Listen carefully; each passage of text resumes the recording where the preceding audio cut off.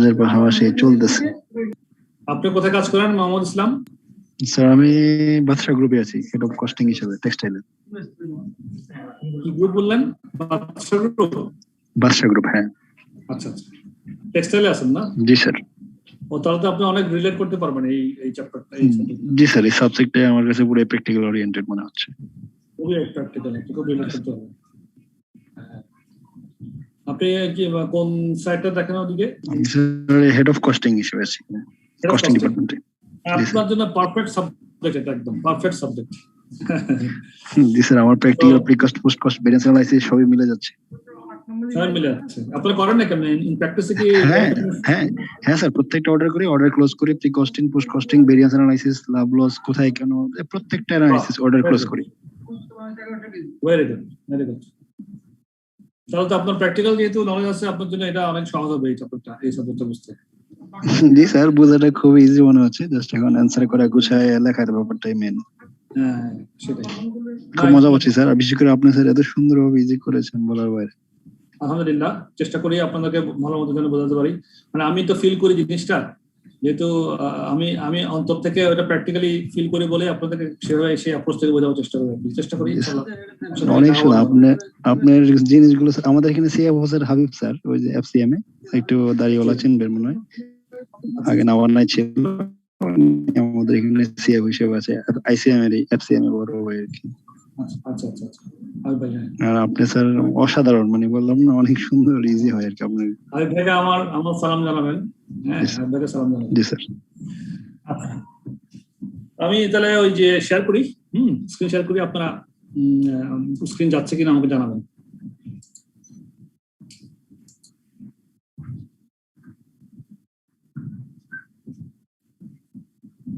স্ক্রিনটা আমি শেয়ার করছি।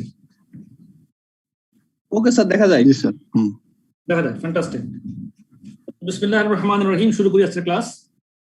আমরা গত ক্লাসে ছিলাম কোথায়? মিক্সড ভ্যারিয়েন্স এন্ড আদার, মানে কোয়ান্টিটি ভ্যারিয়েন্স গুলো আমাদের সময় জানতে হবে। যে আমাদের ওভার চ্যাপ্টার ওভারভিউ ছিল, জাস্ট একটা টাচ দিয়ে যাই। চ্যাপ্টার ওভারভিউ, চ্যাপ্টার এই যে আমাদের ছিল অ্যাডভান্স ভ্যারিয়েন্সেস এর মধ্যে, চ্যাপ্টার ওভারভিউ অ্যাডভান্স ভ্যারিয়েন্সেস, এটার মধ্যে ছিল mix and yield variance, sales এর মধ্যে মিক্স এন্ড কোয়ান্টিটি ভ্যারিয়েন্স, আর প্ল্যানিং এন্ড অপারেশন ভ্যারিয়েন্স, যেটা আমরা এখন করি আজকে করবো ইনশাআল্লাহ। প্ল্যানিং এন্ড অপারেশন খুব ইন্টারেস্টিং।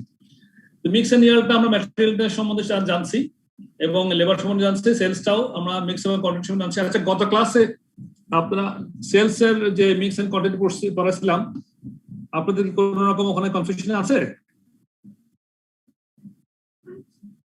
না স্যার, ঠিক আছে। একজন বলছিলেন স্যার আমি বুঝতে পারিনি, একটু আমাকে রিভিউ করে দিয়ে। সে কি আছেন এই ক্লাসে? আমি তার নাম জিজ্ঞেস করতে ভুলে গেছিলাম। স্যার আসছি স্যার। আপনি আছেন? গুড। কি নাম যে আপনার? স্যার মোহাম্মদ সালাউদ্দিন। সালাউদ্দিন, আচ্ছা গুড। তাহলে আমি আপনার জন্য আজকে আবার সেলস থেকে একটু টাচ করে দিয়ে তারপর আমি অ্যাডভান্স করবো। হ্যাঁ, তো ভালো মতো দেখিয়েন। আমরা মিক্সটা আমাদের কি করলাম, ম্যাটেরিয়াল এবং লেবারের ক্ষেত্রে কি করছি, মিক্স এবং ইয়ার্ড দেখছি যে এটার মধ্যে ম্যাটেরিয়াল এবং লেবারটাকে বুঝতে পারছেন সালাউদ্দিন আপনি? জি স্যার। ওকে। সেলসটাও তাই। সেলসটার মধ্যে আমাদের কি হয় আমি টাচ করে যাচ্ছি। এখানে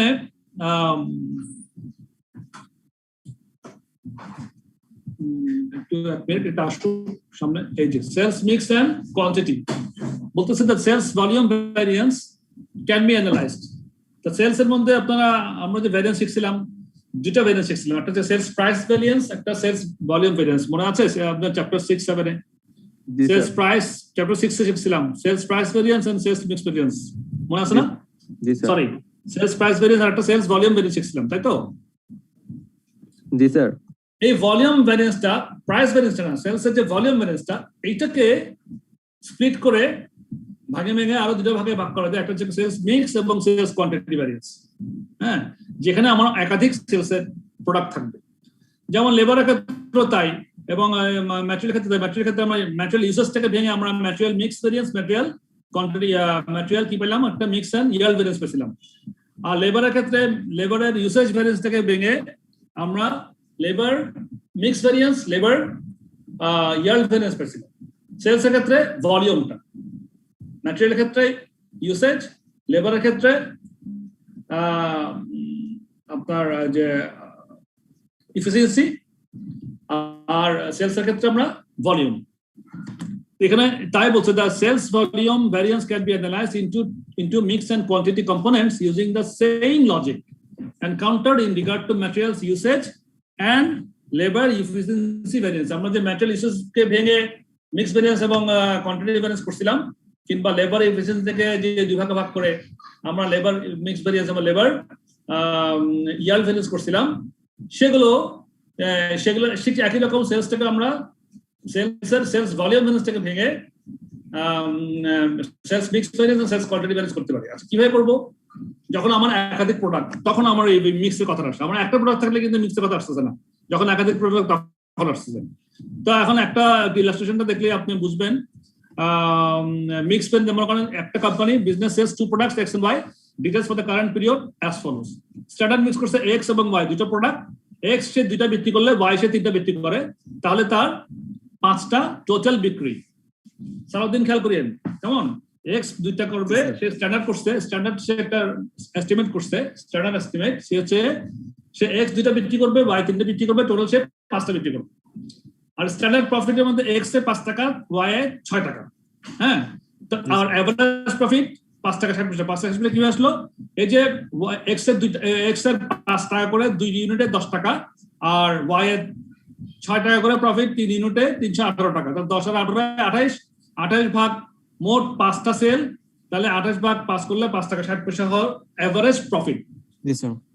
আচ্ছা, এবার সে বাজেটেড সেল করছে, যে তার বাজেট ছিল যে 200 ইউনিট X বিক্রি করবে, 300 ইউনিট Y বিক্রি করবে। অ্যাকচুয়াল সেলস হচ্ছে কত? 180 ইউনিট বা X এবং 310 ইউনিট Y। আচ্ছা, আমাদেরকে বলছে এখন তাহলে calculate the sales quantity profit variance আর calculate sales mix profit variance using individual method, এবং calculate sales mix profit variance using weighted average. দুইটাই একই রেজাল্ট, বি এবং সি এর রেজাল্ট কিন্তু সেম। একটা ইন্ডিভিজুয়াল মেথডে করবো, একটা হচ্ছে ওয়েটেড এভারেজ মেথডে করবো। আর কিন্তু এ এবং বি, সেটা হচ্ছে কি ক্যালকুলেট কোয়ান্টিটি প্রফিট ভ্যারিয়েন্স এ, আর calculate sales mix profit variance.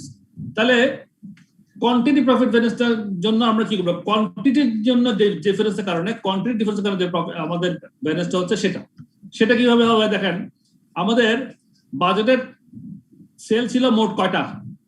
200 unit. 500 না? 500 ইউনিট। জি স্যার। আর অ্যাকচুয়াল সেলস মোট কত করছি? 180 যোগ 310 490 করছি। 490 করছি। তাহলে দেখেন, আমরা বাজার থেকে আমার 10টা কম করছি আমরা। হ্যাঁ, 10টা কম করতে আমার এভারেজ প্রফিট ছিল 5 টাকা 60 পয়সা। 10টায় কত? 5 টাকা 60 পয়সা করে 10টাতে কত আমরা হইলো? লস হইলো। অ্যাডভান্স কত হইলো? 56 টাকা। আচ্ছা, 56 টাকা স্যার। না, 5 টাকা 60 পয়সা, 10টা ইউনিট মাত্র অ্যাডভান্স স্যার। 56 টাকা।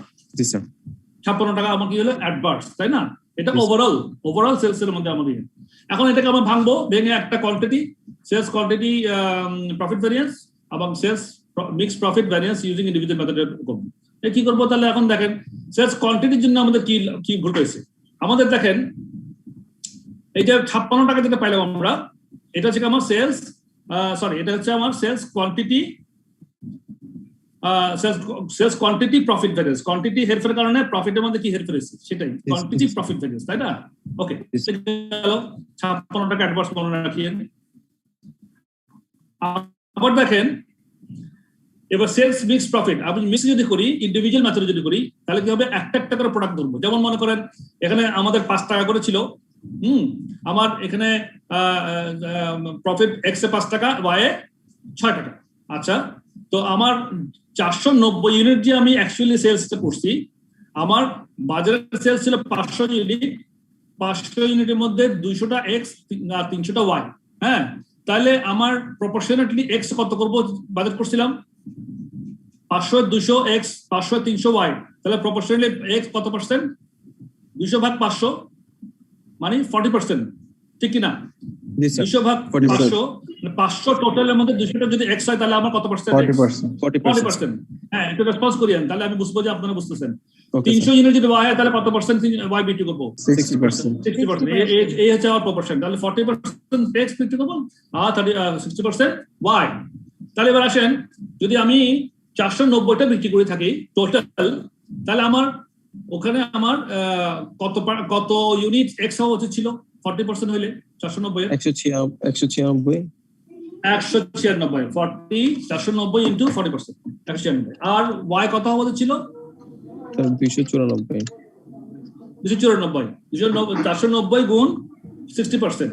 তাহলে আমার এটা হচ্ছে আমার অ্যাকচুয়াল স্ট্যান্ডার্ড মিক্সে, আমার অ্যাকচুয়ালটাকে যদি স্ট্যান্ডার্ড মিক্সে আনি, এবার দেখেন আমার স্ট্যান্ডার্ড ছিল 196টা বিক্রি করা উচিত ছিল স্ট্যান্ডার্ড অনুযায়ী, আর অ্যাকচুয়ালি করছি কত এক্স 180। তাহলে আমি কি আমার কম বা বেশি কি হইলো বলেন? স্যার আমার বিক্রি কত কম হইছে স্যার? কম হইছে স্যার, 16টা কম হইছে। কত বলেন একটু দেখে বলেন না শুনি। 16 অ্যাডভার্স 16 অ্যাডভার্স এক্স এর। জি স্যার, 16 অ্যাডভার্স এক্স এর আমার 16 অ্যাডভার্স এক্স এর কারণে আমি 5 টাকা করে প্রফিটটা কি করছি, কম পাইছি না? জি স্যার। 5 টাকা দিয়ে ভ্যালু করেন, তাহলে 16 কে 5 দিয়ে গুণ করলে কত হয়?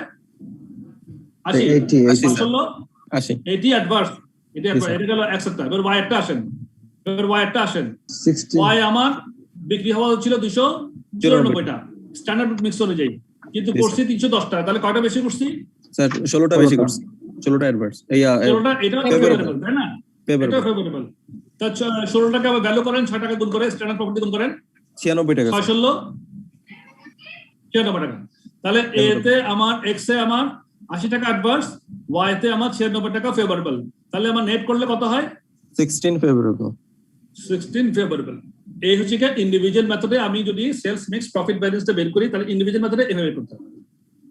এখন যদি আমি ওয়েটেড এভারেজ মেথডে করি, তখন আমি ইন্ডিভিজুয়ালি এক্স ইন্ডিভিজুয়াল ওয়াই এভাবে করব না। হ্যাঁ, আমি করবো যে প্রফিট ডিফারেন্সটা দিয়ে গুণ করবো। তো প্রফিট আমার এভারেজে হচ্ছে 5 টাকা 60 পয়সা, তাই না? এই যে নামকে দেওয়া আছে 5 টাকা 60 পয়সা এভারেজে প্রফিট দেওয়া আছে। আর তাহলে আমি যদি এক্স বিক্রি করি 5 টাকা করে প্রফিট হয় আমার, তাহলে এভারেজ প্রফিট 5 টাকা 60 পয়সা, আর এক্স এর প্রফিট হয় ইন্ডিভিজুয়ালি হলে 5 টাকা। তাহলে এক্স বিক্রি করলে আমার 5 টাকা 60 পয়সা বিয়োগ 5 টাকা, মানে 60 পয়সা কি লস হয় না লাভ হয়? এভারেজ থেকে লস হয় স্যার। ঠিক লস বলা যাবে না, আসলে লাভ তো হয়, কিন্তু এভারেজ প্রফিট থেকে কি হয়, কম হয় না বেশি হয়? বলি কম না বেশি? ওয়েটেড থেকে, হ্যাঁ, ওয়েটেড এভারেজ থেকে আমার 60 পয়সা এক্স বিক্রি করলে কম প্রফিট হয়, আর ওয়েটেড এভারেজ থেকে ওয়াই কত বেশি বিক্রি হয়, ওয়াই বিক্রি করলে ওয়াই 6 টাকা করে বিক্রি করে 40 পয়সা করে আমার ফেভারেবল হয় যদি ওয়াইটা বেশি বিক্রি করে, তাই তো? জি স্যার। এই কথাটা বুঝলেই হয়েছে। এবার দেখেন, তাহলে আমি এক্স এ পাইছিলাম 16টা অ্যাডভার্স টোটাল সেলস থেকে রেশিও করলে। স্ট্যান্ডার্ড রেশিওতে এক্স এ আমি কি করছিলাম, 490 এর 40% মানে 196 বিয়োগ 180, তাহলে 16টা অ্যাডভার্স পাইছিলাম এতে। এবার আমার ডিফারেন্স ইন প্রফিট, আমার এভারেজ ছিল 5 টাকা 60 পয়সা, আর স্ট্যান্ডার্ড প্রফিট ছিল 5 টাকা, তাহলে 60 পয়সা করে আমার অ্যাডভার্স এক্স বিক্রি করলে, তাহলে আমার অ্যাডভার্স স্ট্যান্ডার্ড থেকে অ্যাডভার্স সেলস ছিল 16টা, আর অ্যাডভার্স প্রফিট হচ্ছে 60 পয়সা। তাহলে আমি কম লাভ করা জিনিস 60 পয়সা কম লাভ করি এমন প্রোডাক্ট মানে এ আমি কম বিক্রি করছি 16টা, তাতে আমার কি হয়েছে, এভারেজ থেকে আমি এভারেজে আমি 60 পয়সা করে কত কত কত কত টাকা হয় আগে দেখেন। 60 পয়সা একটা 16 অ্যাডভার্স কত হয় এটা বলেন? 9 টাকা 60 9 টাকা 60 পয়সা। হ্যাঁ, এই 9 টাকা 60 পয়সা আমার ফেভারেবল। কেন ফেভারেবল সেটা বলছি, কারণ 60 পয়সা আমি কম প্রফিট করতে পারি এমন প্রোডাক্টকে আমি কম বিক্রি করছি, যার দরুন আমার এটা ফেভারেবল হবে। কারণ যেহেতু এভারেজ, তাহলে আমি বেশি প্রোডাক্ট বিক্রি করছি, বেশি প্রফিট বলে বিক্রি করছি, সেটা অন্য হিসাব পাবো আমার। এটা যদি হচ্ছে আমরা কম প্রফিট বলে জিনিসটা কম বিক্রি করছি, তাহলে আমার জন্য এটা ফেভারেবল। এটা বুঝছেন কিনা বলেন? লসটা কম হয়েছে আর কি স্যার, এজন্য ফেভারেবল। আমার লসটা কম হয়েছে, এটাই হচ্ছে মেইন পয়েন্ট এখানে। এটা বুঝছেন কিনা বলেন? স্যার কম প্রফিট হইছে এটা কিভাবে বুঝবো স্যার? ওই যে আমার এভারেজে 5 টাকা 60 পয়সা এভারেজ প্রফিট, আর আমি ইন্ডিভিজুয়াল এক্স বিক্রি করলে 5 টাকা লাভ পাই। এভারেজ করলে না, আমি এক্স এর ওয়াই এভারেজ করলে না 5 টাকা 60 পয়সা হয়েছে আমার, কিন্তু এক্স এ বিক্রি করলে 5 টাকা হয়, ওয়াই করলে 6 টাকা বিক্রি হয়। তাহলে এক্স এ বিক্রি করলে আমার 60 পয়সা কম প্রফিট হয়, ওয়াই তার মানে এক্স ওয়াই বেশি বিক্রি করলে আমার লাভ আমার জন্য ফেভারেবল। এক্স কম এক্স করলে এক্স বিক্রি করলে আমার জন্য লাভ একটু কম, হ্যাঁ সেজন্যই।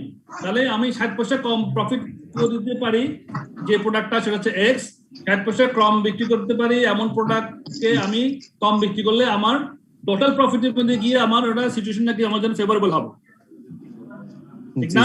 জি স্যার। বুঝছেন কিনা বলেন, নাহলে আবার বলবো। স্যার একটু আরেকবার বললে ভালো হতো। আরেকবার বলতেছি, দেখেন আমি এভারেজ প্রফিট এখানে এক্স এন্ড ওয়াই এর প্রফিট 5 টাকা এবং 6 টাকা যোগ করে আমি আমি এভারেজ করছি, এভারেজ ওয়েটেড এভারেজ মানে 5 টাকাকে 2 দিয়ে গুণ করছি 2 ইউনিট এক্স, আর যোগ 6 টাকা করে, হ্যাঁ এটাকে এভারেজ করে 5 টাকা 60 পয়সা এভারেজ ওয়েটেড এভারেজ করছি, ওয়েটেড এভারেজ।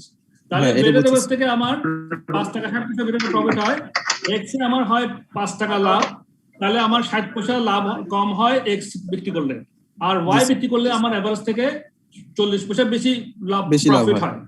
এখন এক্সটা যদি আমি আমার টোটাল ফিগার তো 490, জি স্যার, বা টোটালটা আমার অ্যাকচুয়াল ফিগার ঠিক আছে। এখন যদি আমি টোটাল ফিগারের মধ্যে আমার প্রপোর্শন থেকে যদি আমি এক্সটা যদি কম করি, মানে টোটাল 490 কে যদি আমি স্ট্যান্ডার্ড করতাম তাহলে আমার 196 বিক্রি করা উচিত ছিল, কিন্তু আমি 196 বিক্রি করি নাই, আমি আরো কম বিক্রি করছি।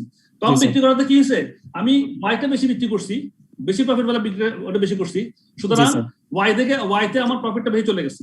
হ্যাঁ, এক্স আমার প্রফিটটা কমেছে, কম প্রফিটটা এক্স এ যেটা আমরা কম করছি সেটা অ্যাডভার্স, মানে আমি কম প্রফিট वाला কম প্রফিট পাই এমন প্রোডাক্ট কম বিক্রি করাতে বেশি প্রফিট পাই এমন প্রোডাক্ট বেশি বিক্রি করছি।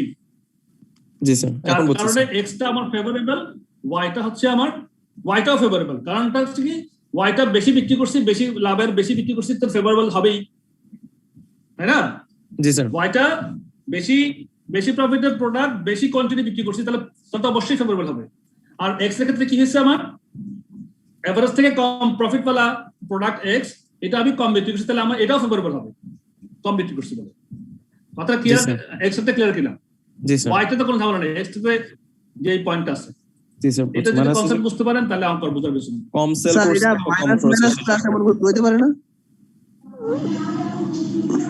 জি জি স্যার এটা তো মাইনাস মাইনাস মাইনাসে মাইনাসে প্লাস, আবার বলেন। মাইনাস ইনটু মাইনাস তাহলে প্লাস। না না, মাইনাস মাইনাস প্লাস, আপনি লজিক এখানে লজিক, আপনি মাইনাস মাইনাস প্লাস, আপনি ওই অ্যালজেব্রিক সিচুয়েশনে যাবেন না, আপনি এখন লজিক্যাল সিচুয়েশনে আসেন।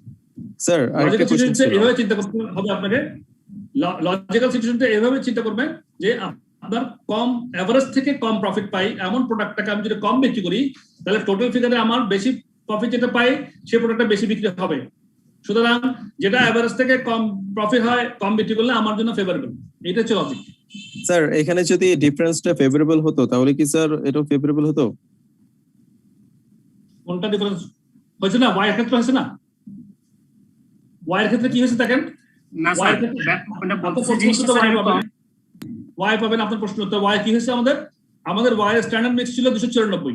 জি স্যার, 490 থেকে আমি 60% করে 294টা বিক্রি করা উচিত ছিল, কিন্তু বিক্রি করেছি কত? 390। 310।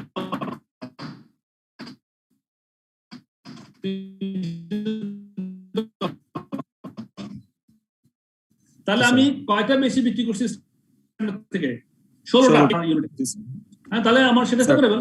স্যার না, এটা বুঝছি স্যার। স্যার আমি বলতে চাচ্ছিলাম যে এক্স এ হচ্ছে যে আমরা 196টা বিক্রি করার কথা ছিল, কিন্তু আমরা 180টা বিক্রি করছি, মানে হচ্ছে 16টা আমরা কম বিক্রি করছি, কম। আর হচ্ছে যে এখানে আমাদের এভারেজ প্রফিট থেকে পার প্রফিটটাও কম ছিল, কিন্তু স্যার আমি বলতে চাচ্ছি যে এভারেজ প্রফিটটা থেকে যদি ওয়াই এর মতো যদি পার প্রফিটটা এখানেও বেশি থাকতো তাহলে স্যার এটা কি ফেভারেবল হতো এক্স? হ্যাঁ, আপনি বলতেছেন যে আমার অ্যাডভার্স হচ্ছে না, সেক্ষেত্রে তো আপনার যদি আপনি সেটা ওয়াই এর ক্ষেত্রে চিন্তা করেন, আপনার ওয়াই এর ক্ষেত্রে প্রফিট বেশি তো, আর ওয়াই এর ক্ষেত্রে যদি আপনি স্ট্যান্ডার্ড থেকে কম বিক্রি করতেন তাহলে আপনার তো অ্যাডভার্স হতো, ঠিক আছে? প্রফিট বেশি থাকার পরেও স্যার উল্টা হতো। হ্যাঁ, প্রফিট বেশি কিন্তু আপনি কম বিক্রি করছেন, তাহলে মানে আপনার প্রফিট কম বলতে বেশি তখন অ্যাডভার্স হয়ে যেত। জি স্যার, বুঝছি না, এটা জাস্ট লজিক।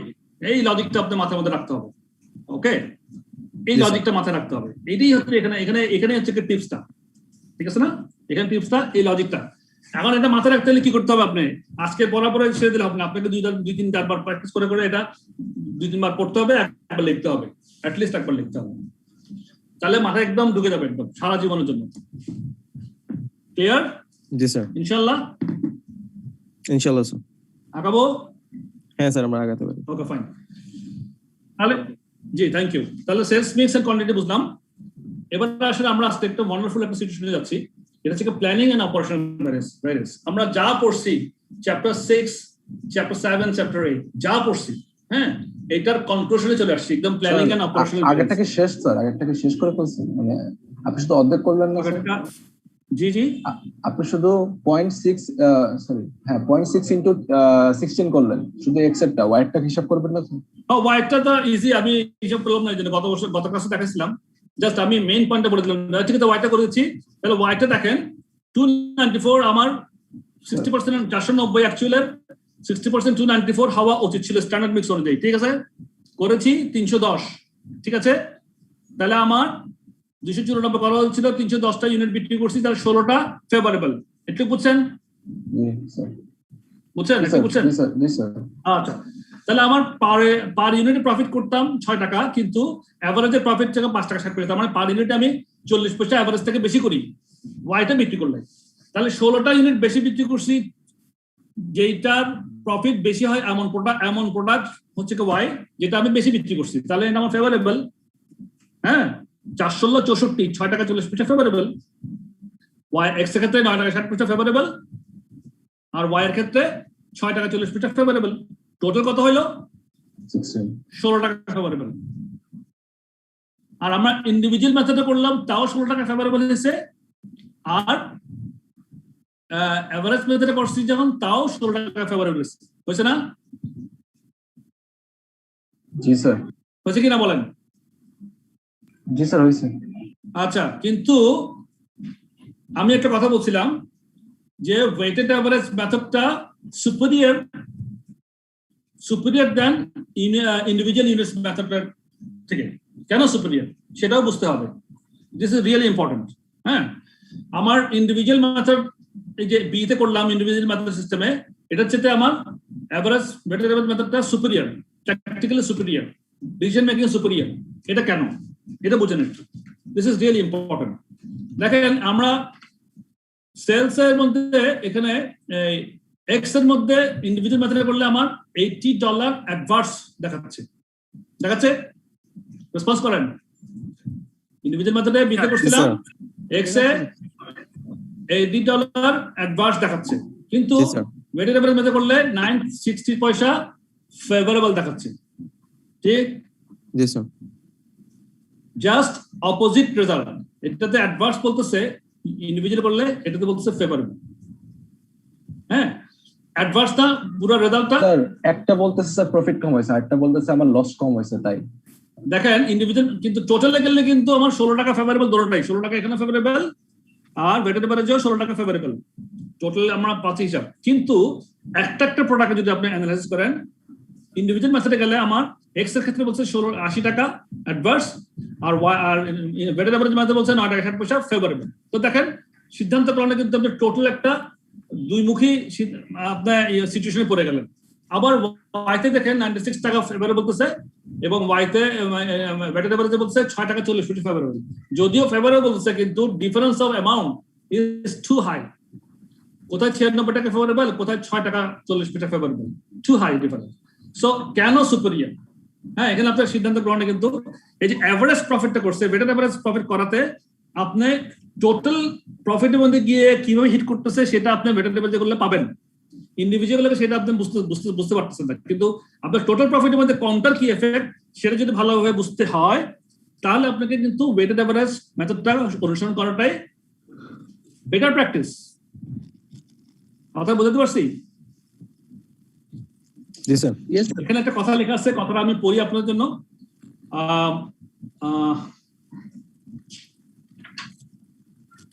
হ্যাঁ, দেখেন, the product X variance is favorable overall because although the company sold less of the product than standard mix, this is the less profitable product. This perhaps explains the superiority of the weighted average method overall. Overall, we had sold more of the more profitable product we have sold, and less of the least profitable product, so that it can be argued that both variances are in the company's favor and should be favorable. এই যে এখানে এটা vetted এভারেজের কথা বলতেছি। আমরা কি করছি এখানে আমাদের যে মানে ইন্ডিভিজুয়ালি যে আমার এভারেজ প্রফিট 5 টাকা 60 পয়সা থেকে 5 টাকা বিয়োগ করে 60 পয়সা অ্যাডভান্স করছি, আর এখানে যে 5 টাকা 60 পয়সা থেকে ওয়াই এর ক্ষেত্রে 60 টাকা 6 টাকা হিসেবে ধরলে 40 পয়সা বেশি ফেভার এটা হিসাব করছি। এই যে হিসাবটা এভারেজে করতেছি, এটা হচ্ছে কি আমার ওয়াইটা হচ্ছে কি আমার লিস্ট প্রফিটেবল প্রোডাক্ট, এক্সটা হচ্ছে কি আমার মোর প্রফিটেবল প্রোডাক্ট দেন এভারেজ। এভারেজ থেকে আমার একটা কম একটা বেশি করি, সেই জন্য এই হিসাবটা আমি এভারেজে করতে পারছি, এভারেজ মেথডে গেলে করতে পারছি, কিন্তু ইন্ডিভিজুয়াল মেথডে গেলে আমি এই হিসাবটা করতে পারি নাই। এই জন্যই স্ট্যান্ডার্ড এই profit sales mix profit variance এর ক্ষেত্রে এই ভেটেড এভারেজ বা এই মেথডটাই বেটার। স্যার আরেকবার বলবেন স্যার? হ্যাঁ অবশ্যই বলবো স্যার, এটা আরেকবার বলেন। এই যে ইন্ডিভিজুয়াল মেথডে কি করছি আমরা, দেখেন একটা একটা করে আলাদা আলাদা করে হিসাব করে একটা অ্যাডভান্স একটা ফেভারেবল যোগ করে নেট করে আমরা 16 টাকা ফেভারেবল পাইছিলাম। কিন্তু ওয়েটেড এভারেজ মেথডে কি করছি, কি আমরা কি দেখলাম, আমরা প্রফিটটাকে হিসাব করছি, এভারেজ প্রফিট করছি, টোটাল যে কোম্পানি যে বিক্রি করে টোটাল যে প্রফিট ওটাকে ইউনিটের মধ্যে এনে এভারেজ করছি যে পার ইউনিটে আমার দুইটা প্রোডাক্টের মধ্যে এভারেজ প্রফিট থেকে 5 টাকা 60 পয়সা করে, যেটা বিক্রি করে এভারেজ করছি। তো এভারেজটা করছি কি হবে, এক্স এর কোয়ান্টিটি দিয়ে এক্স এর প্রফিট গুণ করছি, ওয়াই এর কোয়ান্টিটি দিয়ে ওয়াই এর প্রফিট গুণ করছি, তারপরে দুটো যোগ কইরা টোটাল ফিগার দিয়ে 5 দিয়ে ভাগ করে আমি এভারেজ প্রফিট 5 টাকা 60 পয়সা পাইছিলাম, ঠিক তো? তাহলে দেখেন আমি যদি এক্স বিক্রি করি, তাহলে এখন আমি বুঝতে পারতেছি যে যদি আমি এক্স বিক্রি করি, এক্সটা কিন্তু আমার এভারেজ থেকে এক্স এর প্রফিট কম হয়, তাহলে এক্স যদি বেশি বিক্রি করি আমি, তাহলে কি হবে, আমার প্রফিটটা কমতে থাকবে, ঠিক কিনা বলেন? জি স্যার, এখন বুঝলাম স্যার। আর যদি ওয়াইটা যদি বেশি বিক্রি করতে পারি, তাহলে এভারেজ থেকে বেশি প্রফিট করবো, তাহলে আমার প্রফিটটা বৃদ্ধি হবে, আমার কোয়ান্টিটি সেম থাকবে, 490 কোয়ান্টিটি থাকবে। এই 490 কোয়ান্টিটির মধ্যে যদি আমি এক্স এর পরিমাণ যদি কম বিক্রি করি, যেটা ওয়াই এর পরিমাণ বেশি বিক্রি করতে পারি, তাহলে আমার প্রফিটটা বেশি হবে। জি স্যার, এখন বুঝতে পারছি স্যার। ব্যাপারটা কি এরকম, মানে আমরা প্রথমে যখন ইন্ডিভিজুয়ালি করি ওরা দেখাচ্ছে আমি প্রফিট করার পরে অ্যাডভার্স সিচুয়েশন, কিন্তু যখন আমি ওয়েটেড এভারেজে করি তখন আমি বুঝতে পারি যে আসলে আমার অ্যাডভার্স সিচুয়েশন না, আমি কম বিক্রি করে আমি ফেভারেবল সিচুয়েশনে আছি। রাইট, আপনার কথা শেষে বুঝতে পারেননি, তবে আপনি সঠিক পথে যাচ্ছিলেন। হ্যালো, আমাকে শুনতে পাচ্ছেন? জি স্যার, জি স্যার। হ্যাঁ, ওনার কথাটা মাঝখানে শেষে থেকে শেষ হয়ে গেছিল, শুনতে পাইনি। তবে উনি কে বলছিলেন, আপনার নাম কি, যিনি কথা বলছিলেন? মাহমুদুর রশিদ। মাহমুদুর রশিদ, আপনি ঠিক লাইনে কথা বলতেছিলেন। হ্যাঁ, ওইটা ঠিক আছে, আপনার কনসেপ্টটা ঠিক আছে। তাহলে মোটামুটি বোঝা গেছে জিনিসটা, কেন আমাদের ওয়েটেড এভারেজটা বেটার? জি স্যার, বোঝা গেছে। ফাইন, তাহলে এবার আসি আমরা planning and operational variance. Planning and operational ভ্যারিয়েন্সটা কি জিনিস? এটা কিন্তু ফ্যান্টাস্টিক একটা জিনিস, এটা কিন্তু ভালো বোঝেন। আমাদের চ্যাপ্টার 6, 7, 8 সবগুলো এর মধ্যে কভার হবে। আমি আপনাদের কথা শুনতে পাচ্ছি, আমি করি, আমি সবাইকে মিউট করি। আপনারা আমার সঙ্গে অবশ্যই ইন্টারঅ্যাক্ট করবেন আনমিউট করে, ইন্টারঅ্যাক্ট না করলে কিন্তু আমার ভালো লাগবে না। আচ্ছা, প্ল্যানিং এন্ড অপারেশন ভ্যারিয়েন্স এটা কি জিনিস? তাহলে আমরা যে যে ভ্যারিয়েন্স গুলো শিখলাম, এগুলো সবগুলো তো আমরা শিখলাম, ঠিক আছে, এগুলো আমি ইমপ্লিমেন্ট করতে পারবো, লাগাবো কাজে, ভ্যারিয়েন্স অ্যানালাইসিস করবো, দেখবো ডিফারেন্স। এখন প্ল্যানিং ভ্যারিয়েন্স এবং অপারেশন ভ্যারিয়েন্সকে আমার টোটাল ভ্যারিয়েন্স গুলোকে আমি আবার প্ল্যানিং এন্ড অপারেশন মোডে ভাগ করতে পারি। সেটা কি? প্ল্যানিং ভ্যারিয়েন্সটা হচ্ছে কি, এমন কিছু ভ্যারিয়েন্স হয় যেগুলা আমাদের কন্ট্রোলেবল না। সিচুয়েশনটা এমন যে আমি বাজেট করার পরে এমন একটা সিচুয়েশন হচ্ছে যে আমার ম্যাটেরিয়াল দাম বেড়ে গেছে বা কমে গেছে, লেবারের দাম বেড়ে গেছে অথবা কমে গেছে, হ্যাঁ, এমন সিচুয়েশন হইলো, কিন্তু ওটা আমার হাতে কন্ট্রোলেবল ছিল না, আমি বাজেট করার ছিল না, ওটা কন্ট্রোলেবল ছিল না।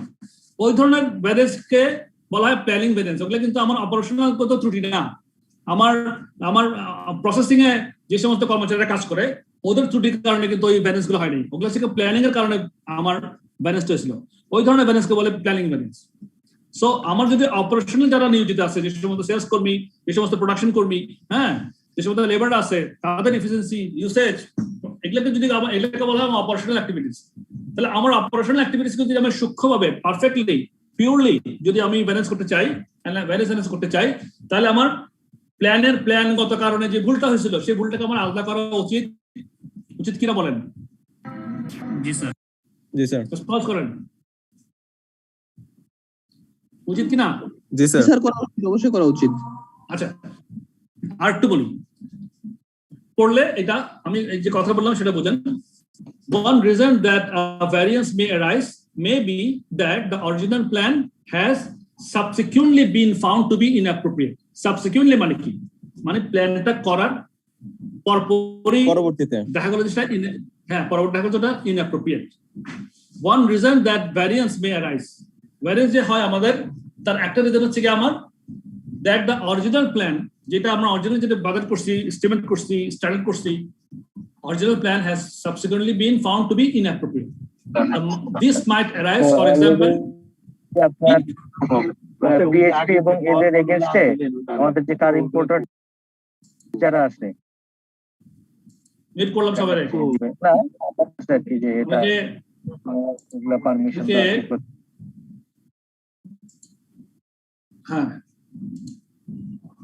হ্যাঁ দেখতে পাচ্ছেন? জি স্যার দেখা যায়।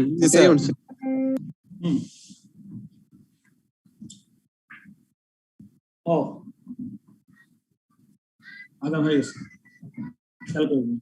আচ্ছা যাই হোক, তাহলে এই inappropriate যখন হয় তাহলে কেন হয়? This might arise, for example, if suppliers have increased the cost of raw material and this has not been accounted for in the original standard cost card. হ্যাঁ, তারপর হয়তো কি মানে সাপ্লায়ার মনে করেন আমার র মেটেরিয়ালের দামটা বাড়ায় দিচ্ছে, কিন্তু আমরা বাজেট করার সময় সেটা কিন্তু স্ট্যান্ডার্ড কস্ট কার্ডে সেটা আনতে পারিনি, যেহেতু পরে এটা করছে। In that case, the total variance must be split into two constituent parts. এই ধরনের ক্ষেত্রে আমাকে ভ্যারিয়েন্স কে অবশ্যই দুই ভাগে ভাগ করে বলতে হবে, একটা হচ্ছে প্ল্যানিং ভ্যারিয়েন্স, একটা অপারেশন ভ্যারিয়েন্স। তো প্ল্যানিং ভ্যারিয়েন্স করতে যাবে, this is the part of the variance caused by an inappropriate original standard বা ex-ante standard, caused by an inappropriate original standard. ওই পার্টটাকে বলা হয় প্ল্যানিং ভ্যারিয়েন্স। আর অপারেশন ভ্যারিয়েন্স কোনটা? This is the part of the variance attributable to decisions taken within the business that has caused a change between the revised standard and actual result. তাহলে revised standard আমি যখন planning ভ্যারিয়েন্সটাকে আলাদা করতে পারবো, আমি মনে করেন ভ্যারিয়েন্স অ্যানালাইসিস করতে বসছি at the end of the period, কাজ করার পরে অ্যাকচুয়াল রেজাল্ট নিয়ে বসছি, তখন আমি দেখলাম যে আমার প্ল্যানগত ত্রুটির কারণে কিছু ভ্যারিয়েন্স ছিল, সেটাকে আমি আলাদা করলাম। আলাদা করার পরে কি হবে, তখন আমার এরপরে অপারেশনের ত্রুটিটা বের করবো। অপারেশনের ত্রুটি বের করতে আমাকে তখন আবার রিভাইজ করবো, আমার স্ট্যান্ডার্ড যেটা আগে রেডি করছিলাম সেটাকে আমি আবার রিভাইজ করে ওই রিভাইজ প্ল্যানের উপর বা স্ট্যান্ডার্ডের উপরে নির্ভর করে আমি আমার অপারেশনগত ত্রুটি তখন বের করতে পারবো, ঠিক না? এই কথাটা বুঝছেন কিনা বলেন, এই কথাটাই ইম্পর্টেন্ট এখানে। মানে স্যার টোটাল কাজটা থেকে যখন প্ল্যানিংটা বের করে দিব, প্ল্যানিং এর সমস্যাটা বের করে দেবো, যেটা আছে সেটা অ্যানালাইজ করে বের করে দেবো যে সেখানে অপারেশনে কোনো সমস্যা আছে কিনা। রাইট, আমরা স্যার একটু আরেকবার বলবেন স্যার? হ্যাঁ বলছি আবার। আর আরেকটা জিনিস বলতে চাইছিলাম স্যার, আনকন্ট্রোলেবল সিচুয়েশন বলতে বোঝাচ্ছে কি জিনিসটা যে আমার এক্সটার্নাল ফ্যাক্টর গুলো যখন ইফেক্ট করবে, যেটা আমার কন্ট্রোলের মাধ্যমে, তখন আমরা আনকন্ট্রোলেবল সিচুয়েশন বলতেছি। জি, মনে করেন আমার সাপ্লাইয়ের যে দামটা বাড়াই দিচ্ছে সেটা তো আমার কন্ট্রোলেবল মধ্যে নাই, আছে আমার সাপ্লায়ার র মেটেরিয়াল সাপ্লায়ার সে দামটা হঠাৎ করে বাড়াই দিচ্ছে, কিন্তু আমার কন্ট্রোলের ভিতরে নাই।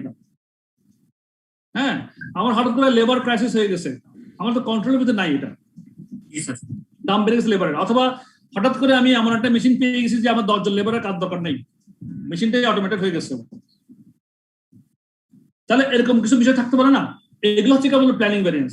তাহলে আমি যদি অ্যাকচুয়ালি পারফরমেন্স ভ্যারিয়েন্সটা করতে চাই, অপারেশনাল ভ্যারিয়েন্স যদি বের করতে চাই, তাহলে আমার প্ল্যানিং এর ত্রুটির কারণে যে ভ্যারিয়েন্সটা হয়েছে সেইটাকে আমি আগে কি করবো, আমরা আলাদা করবো। আলাদা করে এরপরে বাকি যেটা থাকবে ওইটা হচ্ছে আমার রিভাইজড স্ট্যান্ডার্ড বা রিভাইজড প্ল্যান। রিভাইজড প্ল্যানটা আমি পরে করতেছি, কিন্তু পরে করলেও কিন্তু ওটা আগেরটাকে আমি বের করে নতুন ভাবে আমি অপারেশন ত্রুটি বের করার জন্য করতে হচ্ছে আমাকে রিভাইজ প্ল্যান করে বা রিভাইজ স্ট্যান্ডার্ড করে ওইটার সঙ্গে আমি অপারেশনগত ত্রুটি করার জন্য বের করার জন্য তখন আবার এই ভ্যারিয়েন্স অ্যানালাইসিস যেভাবে শিখে আসছি চ্যাপ্টার 6, 7, 8 এ ওগুলো আবার করে আমি আবার ভ্যারিয়েন্স অ্যানালাইসিস করবো। কথা বুঝতে পারছেন? এটা লজিক কিনা, কথাটা লজিক্যাল হয়েছে কিনা এটা বলেন। স্যার আমার এক্সটার্নাল আনকন্ট্রোলেবল সিচুয়েশনের কারণে আমি সমস্তটাকে চেঞ্জ করে আবার নতুন করে স্ট্যান্ডার্ড তৈরি করতেছি। হ্যাঁ, সমস্তটাকে চেঞ্জ করবেন কেন? আপনি এক্সটার্নাল যে মানে প্রবলেমের জন্য আপনার প্ল্যানিং এর ত্রুটি হয়েছে, সেটা তো আপনার, সেটার জন্য তো আপনার অপারেশনগত ত্রুটিটা দায়ী না। জি স্যার। ওটা দায়ী না। তো আপনি আপনার যদি কোম্পানির এমপ্লয়ীদেরকে যদি ভ্যারিয়েন্স অ্যানালাইসিস করে যদি আপনি দেখতে চান ডিপার্টমেন্টগুলো, সেলস ডিপার্টমেন্টের ভ্যারিয়েন্স কত, প্রোডাকশন ডিপার্টমেন্টের পারচেজের কত ডিফারেন্স, ইউসেজে কত ডিফারেন্স, লেবারের ইউসেজে কত, এফিসিয়েন্সি কত, ইত্যাদি ইত্যাদি যেগুলো আপনি করবেন, তখন এই অপারেশনগত ত্রুটিগুলো বের করতে হলে তো আপনার পারফেক্টলি বের করে তো ত্রুটি বের করতে বসে থাকবেন না। ত্রুটি বের করতে আপনার রেক্টিফিকেশনে যাবেন আবার না, আপনার ঠিক করতে আবার আপনার স্টেপ নেবেন। তো যদি আপনি যদি অপারেশনাল প্ল্যানিং এর প্রবলেমগুলো যদি আগে সেপারেট না করেন, সেগ্রিগেট না করে দিলে, আলাদা না করে দিলে, তখন তো আপনি অপারেশনগত ত্রুটিগুলা যখন সারাতে যাবেন বিভিন্ন রকম স্টেপ নিয়ে, ডিসিশন নিয়ে, তখন তো সেখানে আপনি ভুল সিদ্ধান্ত নিয়ে ফেলতে পারেন না? জি স্যার। বলেন, কথা বলেন।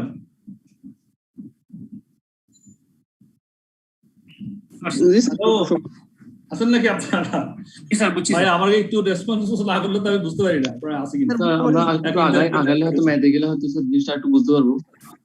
আচ্ছা, তাহলে আমরা কি বুঝলাম যে প্ল্যানিং ভ্যারিয়েন্সটার জন্য যে ত্রুটি সেটা আমরা আলাদা করতে হবে, তারপর একটা রিভাইজ প্ল্যান করতে হবে, রিভাইজ প্ল্যান করে রিভাইজ স্ট্যান্ডার্ডের উপরে আমার আদার অপারেশনাল ভ্যারিয়েন্সগুলো আমরা আগের নিয়ম মতো করবো। এটি হচ্ছে আমার প্ল্যানিং এন্ড অপারেশনাল ভ্যারিয়েন্সের ভাগাভাগি। আচ্ছা, এখন দেখেন আমি একটু পড়ে, এটা পড়লে মনে হয় হয়তো আরো কিছু প্রশ্ন আপনারা পাবেন এখানে।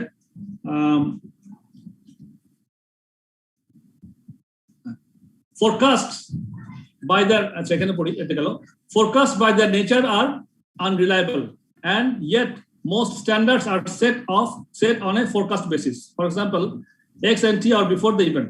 A planning variance arises from an inability to make exact predictions of future costs and revenues at the budgeting stage. Budgeting stage মধ্যে exactly আমি forecastingটা করতে পারি নাই।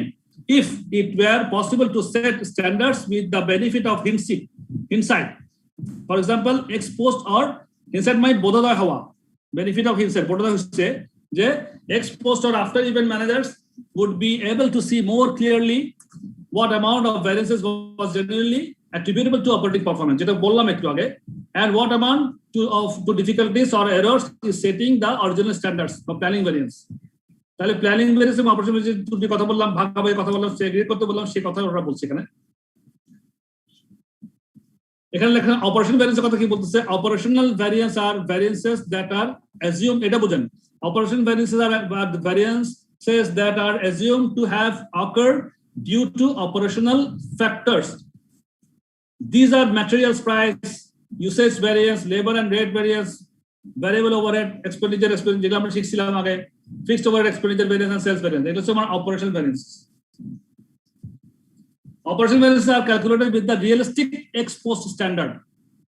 Realistic ex post standard, যখন আমরা ওই টোটাল ভ্যারিয়েন্স থেকে যখন প্ল্যানিং ভ্যারিয়েন্সের ত্রুটিগুলো যখন বের করে ওই অংশটা বাইর করে দেবো, তখন আমি একটা রিয়েলিস্টিক এক্স পোস্ট স্ট্যান্ডার্ড মানে কাজ করার পরে আবার একটা স্ট্যান্ডার্ড রেডি করলাম রিয়েলিস্টিক ভাবে, ওটাকে বলা হয় অপারেশনাল ভ্যারিয়েন্স আর calculated with the realistic ex post standard. They are calculated in exactly the same way as described in earlier chapters. The only difference being that the ex post standard is used, not the original standard. তখন আমরা original standard করব না, ওই total variance থেকে আমরা এই কি বলে প্ল্যানিং ভ্যারিয়েন্সের অংশটাকে বাদ দিয়ে তারপর আমরা করব কি এক্স পোস্ট স্ট্যান্ডার্ড হবে, ওটার সঙ্গে আমরা অ্যাকচুয়াল কে ডিফারেন্স করে ভ্যারিয়েন্স অ্যানালিসিস করব, ওটাকে বলা হয়। তখন আমরা যেভাবে শিখছি সেভাবে অপারেশন ভ্যারিয়েন্স যেভাবে শিখছিলাম সেভাবে করব, বুঝছেন? আর প্ল্যানিং ভ্যারিয়েন্সের মধ্যে আচ্ছা এই যে কন্ট্রোলেবিলিটি এন্ড রেসপন্সিবিলিটি, এটা কি? ওই যে আমরা কন্ট্রোলের কথা বলি, management will wish to draw a distinction between these two variances in order to gain a realistic measure of operational efficiency. Operational efficiency মানে কি?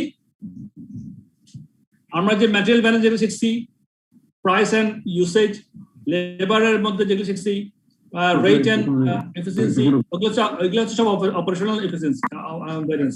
হ্যাঁ, তাহলে management will wish to draw a distinction between this two variances মানে planning এবং operational in order to gain a realistic measure of operational efficiency, as planning variances are self-evidently not under the control of operational management. যেটা একটু আগে বললাম, operational manager আছে, ওদের কন্ট্রোলের মধ্যে প্ল্যানিং ডিফিকাল্টিগুলো ছিল না। it cannot be held responsible for them. এটা সেজন্য প্ল্যানিং এর ত্রুটির কারণে অপারেশনাল গত ম্যানেজাররা রেসপন্সিবল হতে পারেন না। And there is thus no benefit to be gained in spending time investigating such variances at operation level. Planning variances may arise from faulty standard setting. এই কথাটা বুঝেন। প্ল্যানিং ভেরিয়েন্স কখন arise করে? Planning variances may arise from faulty standard setting, but the responsibility for this lies with senior rather than operational manager. ঠিক আছে কথাটা?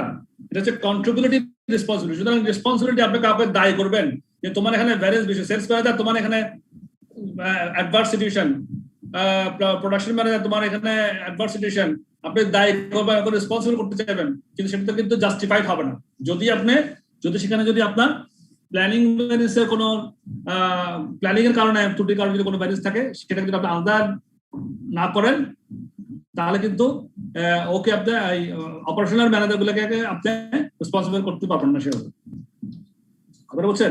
তার মানে স্যার প্ল্যানিং ভেরিয়েন্সটা আইডেন্টিফাই করতে পারলে বোঝা যাবে যে আসলে সমস্যাটা কোথায় হয়েছে। Of course, yes, this is the thing. এটা তো প্র্যাকটিক্যাল কথা, ঠিক না? আপনার অপারেশন ম্যানেজার, সেলস ম্যানেজার আছে, পারচেজ ম্যানেজার আছে, তারপরে আপনার প্রোডাকশন ম্যানেজার আছে, এদেরকে আপনি দায়ী করবেন, কিন্তু আপনার তো ত্রুটি তো ওদের ত্রুটির কারণে বেড়েছে না, ত্রুটি তো হচ্ছে প্ল্যানিং এর ভুলের কারণে। হঠাৎ করে ম্যাটেরিয়াল দাম বেড়ে গেছে, ম্যাটেরিয়াল তো আপনি আমার তো অপারেশন ম্যানেজার তো আমার পারচেজ ম্যানেজার তো ওই যে কিনছে, কিন্তু প্রোডাকশন ম্যানেজারকে আপনি দায়ী করতে পারবেন, ঠিক না? জি স্যার, সেই হচ্ছে বিষয়। তাহলে এক্সাম্পলটা দেখেন, এক্সাম্পলটা করলে আমাদের একদম ক্লিয়ার হবে। Example 2, ABC Limited produces units and incurs labor costs. Details of the actual and budget for period 9. একটা 9 নম্বর পিরিয়ডের একটা ডিটেইলস দিছে, অ্যাকচুয়াল এবং ডিটেইলস। কি দিছে? Units, budget, actual, standard per unit. এক মিনিট। হ্যাঁ, ইউনিটস থেকে আমার বাজেট হচ্ছে 500, অ্যাকচুয়াল হচ্ছে 550। লেবার আওয়ার্স আমার বাজেট ছিল 1000, করছি 1200। লেবার কস্ট অ্যাকচুয়াল বাজেট ছিল 5000, লাগছে 5100। আর standard per unit, labour hours standard per unit 2 ঘন্টা লাগে, 2 আওয়ার্স লাগে পার ইউনিটে। আর লেবার কস্ট 10 টাকা লাগে, তার মানে 2 ঘন্টার জন্য 10 টাকা, মানে 1 ঘন্টার জন্য 5 টাকা করে লাগে। আচ্ছা, a change in technology change হয়েছে subsequent to the preparation of the budget preparation করার পরপরই একটা টেকনোলজিক্যাল চেঞ্জ হয়েছে, resulted in a 25% increase in standard labor efficiency, such that it is not now possible to produce 5 units instead of 4 units using 8 hours of labor, giving a revised standard labor requirement of 1.6 hours, thus $8 per labor cost per unit. আগে লাগতো আমার 2 ঘন্টা করে standard লাগতো, hour লাগতো, 2 ঘন্টা লাগতো পার ইউনিটে। এখন লাগতেছে, যেহেতু আমার এফিসিয়েন্সি, আমার টেকনোলজি ইনক্রিজ হচ্ছে 25%, আমার লেবার এফিসিয়েন্সি ইনক্রিজ হচ্ছে, তাহলে আগে 2 ঘন্টা থেকে এখন লাগে 1 ঘন্টা, 1.6 আওয়ার্স লাগে। এবং আগে লেবার কস্ট ছিল 10 টাকা, এখন লেবার কস্ট পার আওয়ার হয়ে গেছে 8 টাকা। কথা বোঝা গেছে? এখন বলতেছে calculate all relevant labour variances for the period. তাহলে এখানে দেখেন, আমার যে 25% ইনক্রিজ ইন স্ট্যান্ডার্ড লেবার কস্টের কারণে subsequent to the preparation of the budget preparation করার পরে, তাহলে বাজেট যেটা ছিল আমার, এটা 500 ইউনিট করব, 1000 লেবার আওয়ার, 2 ঘন্টা পার ইউনিটে করে লেবার কস্ট 5000 টাকা যাবে। হ্যাঁ, টোটালে আমার এখানে স্ট্যান্ডার্ড হচ্ছে কি 10 টাকা করে পার ইউনিটে, 10 টাকা ইনটু 500, 5000 টাকা যাবে। এই যে আমার অরিজিনাল বাজেটের মধ্যে এখন একটু ছেদ পড়ছে, কেন? আমার বাজেটটা করার পরে 25% ইনক্রিজ হয়েছে আমার লেবার এফিসিয়েন্সি, একটা টেকনোলজিক্যাল ইনক্রিজের কারণে আমার কি হয়েছে, লেবার এফিসিয়েন্সিটা 25% ইনক্রিজ করছে। করাতে হয়েছে কি, আমার যেখানে আগে 2 ঘন্টা লাগতো সেখানে এখন 1 ঘন্টা 1.6 আওয়ার্স লাগে, এবং আমার লেবার কস্টও পার ইউনিটে 8 টাকা হয়ে গেছে। তাহলে আমার অপারেশন মধ্যে ত্রুটি আছে এখানে বাজেটের সঙ্গে। আমি প্রথমে এই ক্ষেত্রে কি করতে হবে, আমাকে যদি পারফেক্টলি আমার লেবার এফিসিয়েন্সি, লেবার রেট এগুলো যদি জাস্টিফাই করতে হয়, তাহলে আমাকে আগে প্ল্যানিং এর ত্রুটির কারণে যেটা ভ্যারিয়েন্স হচ্ছে সেটাকে আমরা আগে সেগ্রিগেট আমাদের করতে হবে। তো প্ল্যানিং এর কারণে কি কি কি প্রবলেম হচ্ছে আমাদের দেখেন। আমাদের প্ল্যানিং ছিল 550 ইউনিট, অ্যাকচুয়ালি করছে আমরা 550। সেই অনুযায়ী আমাদের 10 টাকা করে যদি লেবার রেট হয় তাহলে 5500 টাকা আমার লেবার খরচ হওয়া দরকার ছিল। কিন্তু আমি 550কে আমি এখন যদি 8 টাকা করে বিক্রি করি, অ্যাকচুয়ালি 8 টাকা করে, তাহলে হয়ে গেছে কত আমার 1100 কত হয় না স্যার, এটা হচ্ছে 550 গুণ 8 টাকা 4400। 4400। তো আগে ছিল 5500 বিয়োগ 4400, 1000। তাহলে 1100 টাকা আমার এখন ফেভারেবল। সেটা হচ্ছে আমার প্ল্যানিং ব্যালেন্সের কারণে। এই যে 1100 টাকা হচ্ছে প্ল্যানিং। যেমন মনে করেন অন্যভাবেও চিন্তা করতে পারেন, যেমন আমরা আগে লাগতো 2 ঘন্টা, এখন লাগে 1 ঘন্টা 60 মিনিট, তাহলে 0.4 ইন্টু আমার 550 ইউনিট করলে হয় 220 ঘন্টা ইন্টু 1100 না, অন্যভাবে করা যাবে। 1 পয়েন্ট যদি আমি 0.6 দিয়ে 0.2 ঘন্টা লাগতো মাইনাস 1.6 যদি করি তাহলে 0.4 আওয়ার ইউজ হচ্ছে। তাহলে আমার লেবার আওয়ার কত লাগছে 550 এর জন্য, 550 আওয়ার সেভ হচ্ছে কত, সরি 550 ইউনিট ইন্টু 0.4, তাহলে 220 ঘন্টা ইন্টু আমার 5 টাকা করে 1100 টাকা। উল্টাভাবে হয়, আমার যদি লেবার স্ট্যান্ডার্ড রেট হচ্ছে 5 টাকা, আমার ইফিসিয়েন্সি ইনক্রিজের কারণে 25% কারণে এখন 1.6 আওয়ার্স লাগে, আগে লাগতো 2 ঘন্টা, তাহলে আমার পার ঘন্টায় এখন 0.4 কি হয় ফেভারেবল হয়। Labour usage, labour efficiency 0.4 favourable হয় ইনটু যদি আবার 5 টাকা রেট করে বিক্রি করেন 550 কে 0.4 ইনটু 550 ইউনিট অ্যাকচুয়াল গুণ করলে 220 ঘন্টা আমার ফেভারেবল ঘন্টা হয় ইনটু 5 টাকা স্ট্যান্ডার্ড রেট গুণ করলে 1100 টাকা। অথবা আপনি টোটালে করে করতে পারেন যে 550 ইউনিট 10 টাকা করে হলে 5500 হওয়া উচিত ছিল, কিন্তু হয়েছে 5100 টাকা অরিজিনাল কস্ট। 5500 ইন্টু 8 টাকা করে 550 ইউনিট, তাহলে 8 টাকা করে 550 ইউনিট 4400, আর 550 ইউনিট 10 টাকা করে হলে 5500। অথবা আরো একটা রকম করা যায়, 10 টাকা ছিল আমার স্ট্যান্ডার্ড লেবার কস্ট, এখন হয়ে গেছে 8 টাকা করে লেবার কস্ট, 2 টাকা করে সেভ হইলো, তাহলে 2 টাকা করে সেভ মানে 2 টাকা ফেভারেবল, 550 ইউনিটে 550 গুণ 2 550 গুণ 2 1100। কথাটা ক্লিয়ার আপনাদের? জি স্যার। ওকে, তাহলে 1100 টাকা প্ল্যানিং ব্যালেন্সটা ফেভারেবল তো আমরা পাইলাম।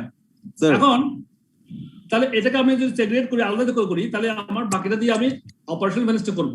তাতে কি হয়, আমার লেবার অপারেশনাল ব্যালেন্স হিসেবে দেখেন লেবার এফিসিয়েন্সি আমার কত হওয়া ছিল 550 ঘন্টা, অ্যাকচুয়াল 550 ইউনিট ইনটু 1.6 আওয়ার্স কত হয় 1200 1.6 আওয়ার্স কত হয় 880। জি স্যার 880 তাই না? জি স্যার 880 ঘন্টা আমার ব্যবহার করা ছিল, কিন্তু ব্যবহার করছে কত ঘন্টা 1200, অ্যাকচুয়াল আওয়ার্স 1200 ঘন্টা ইউজ করছি। জি স্যার। তাহলে আমার স্ট্যান্ডার্ড বর্তমান রিভার্স স্ট্যান্ডার্ড অনুযায়ী 8 ঘন্টা আমার হওয়া উচিত ছিল 880 করছি 1200, তাহলে আমার 320 অ্যাডভান্স। হ্যাঁ 320 অ্যাডভান্স হবে না স্যার? 1200 বিয়োগ 880 কত হয় 320। 320 কি আমার কি অ্যাডভান্স না ফেভারেবল? স্যার আমি বেশি ইউজ করছি, আমার অ্যাডভান্স হবে না স্যার? অ্যাডভান্স হবে অবশ্যই। জি স্যার।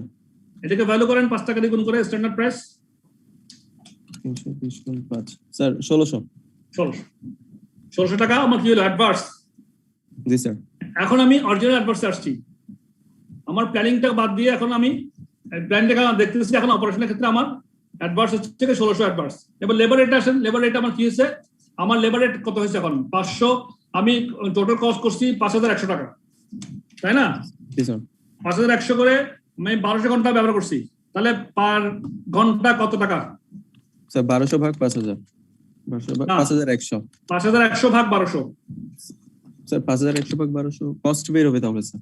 হ্যাঁ, রেট বের করবো তো আমরা এখন আমরা বের করবো, আমরা লেবার এফিসিয়েন্সি বের করে ফেলছি, লেবার রেটটা বের করবো। লেবার রেটটা আমাদের 4.25 আমি আমি এখন কি করছি,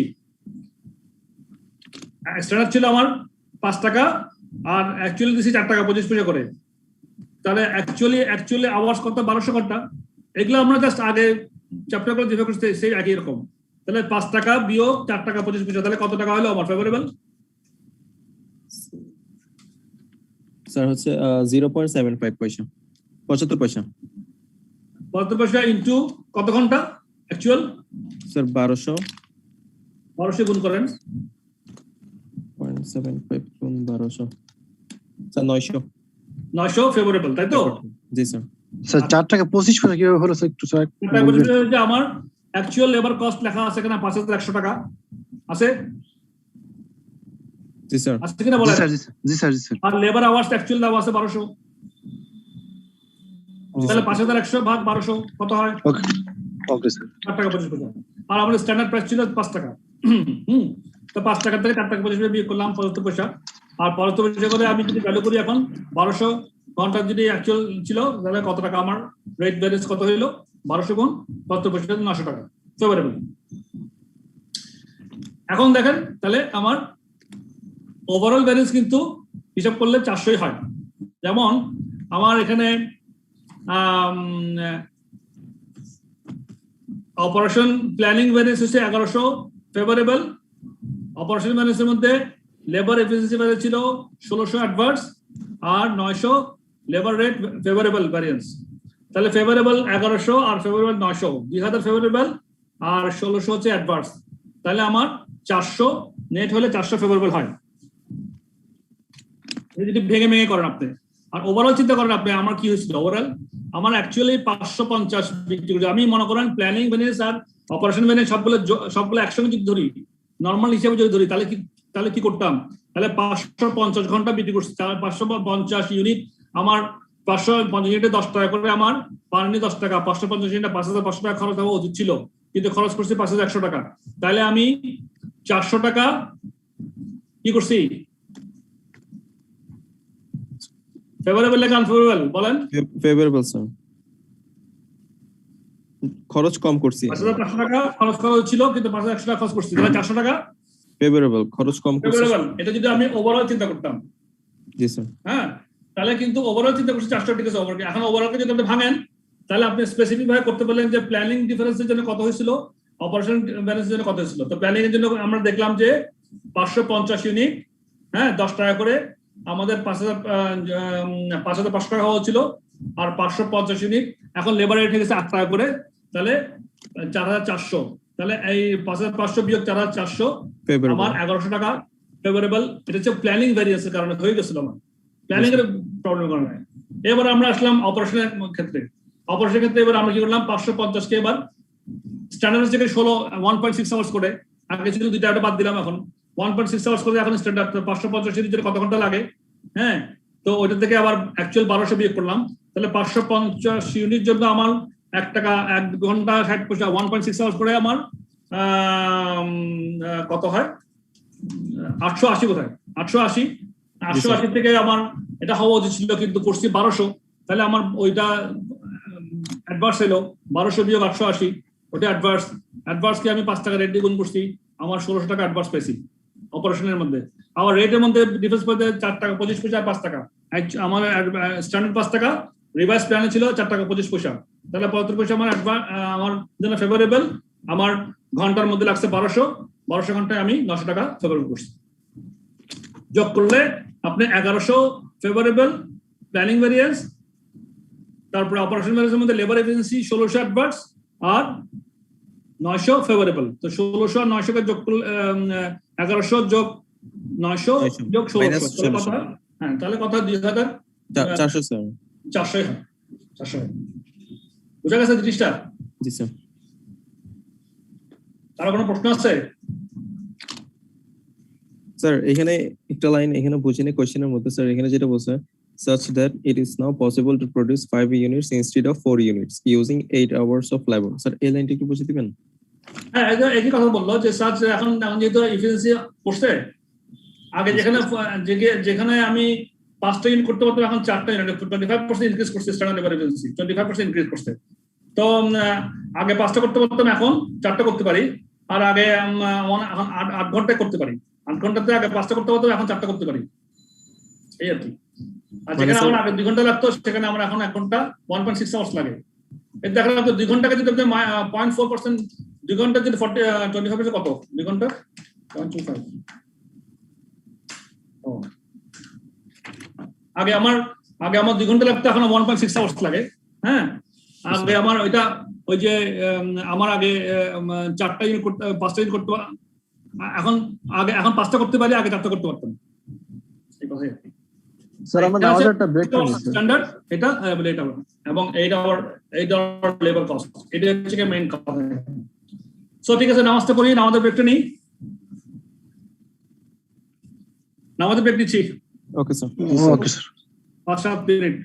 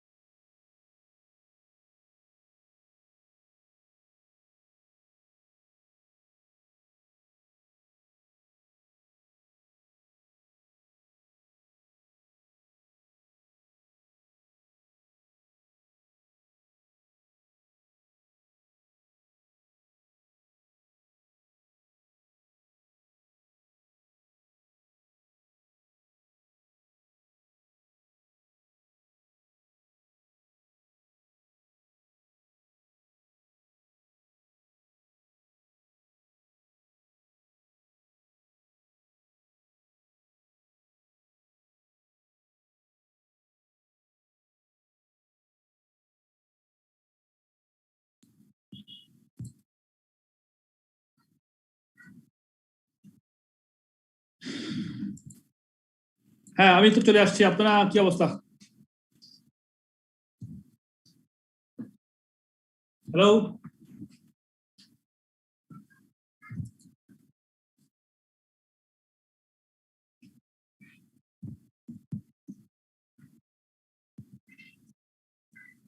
আপনারা কি আছেন?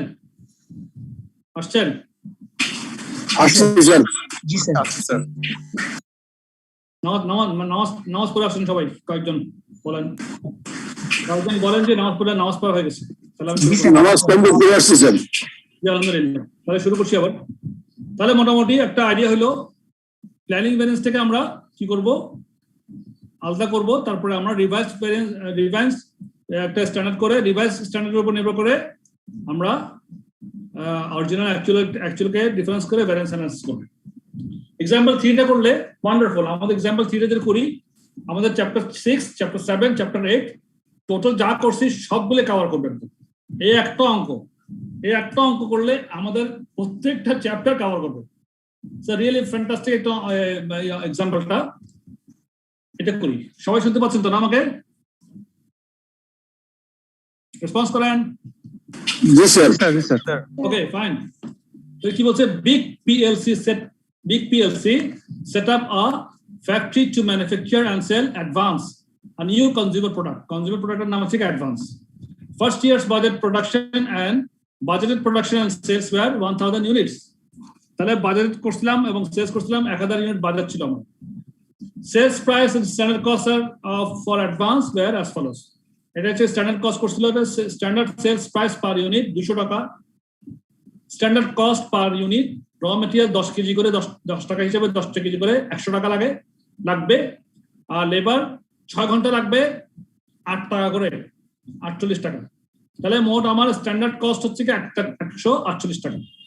স্ট্যান্ডার্ড সেলস প্রাইস 200 টাকা, স্ট্যান্ডার্ড কস্ট হচ্ছে কি 148 টাকা। স্ট্যান্ডার্ড কন্ট্রিবিউশন পার ইউনিট 52 টাকা। স্ট্যান্ডার্ড কন্ট্রিবিউশন পার ইউনিট মানে 200 টাকা বিয়োগ 148 টাকা। আর বলতেছে কি অ্যাকচুয়াল রেজাল্ট, এটা হলো স্ট্যান্ডার্ড। এটা অ্যাকচুয়াল রেজাল্ট ছিল সেলস 1000 ইউনিট, তার মানে বাজেট করছিলাম 1000 ইউনিট, সেলও করছি অ্যাকচুয়ালি 1000 ইউনিট, কোনো সমস্যা নেই। প্রোডাকশন কস্ট 1000 ইউনিট, বাজেটের প্রোডাকশন ছিল 1000, প্রোডাকশন আমরা অ্যাকচুয়ালি করছি 1000, তাহলে এখানে কোনো ঝামেলা নেই। সেলসে আমার অ্যাকচুয়ালি কি দিয়েছে $316,000 পাউন্ড, এই যে উপরে 000 লিখছে, 316,000 পাউন্ড। আচ্ছা, প্রোডাকশন কস্ট এবার 1000 ইউনিটের জন্য 1000 ইউনিটের প্রোডাকশন কস্ট কি লাগছে? র মেটেরিয়াল লাগছে 10,800 কেজি, 194.4 thousand মানে 194,000 পাউন্ড, 0.4,000 পাউন্ড। আচ্ছা গেল। কিন্তু তাহলে আমার 1000 ইউনিটে র মেটেরিয়াল কত কেজি লাগা ছিল স্ট্যান্ডার্ড অনুযায়ী? র মেটেরিয়াল 10 কেজি ছিল পার স্ট্যান্ডার্ড পার ইউনিটে। তাহলে 1000 কেজি প্রোডাকশনে আমার কত র মেটেরিয়াল লাগা ছিল? মুখোমুখি করে ফেলি।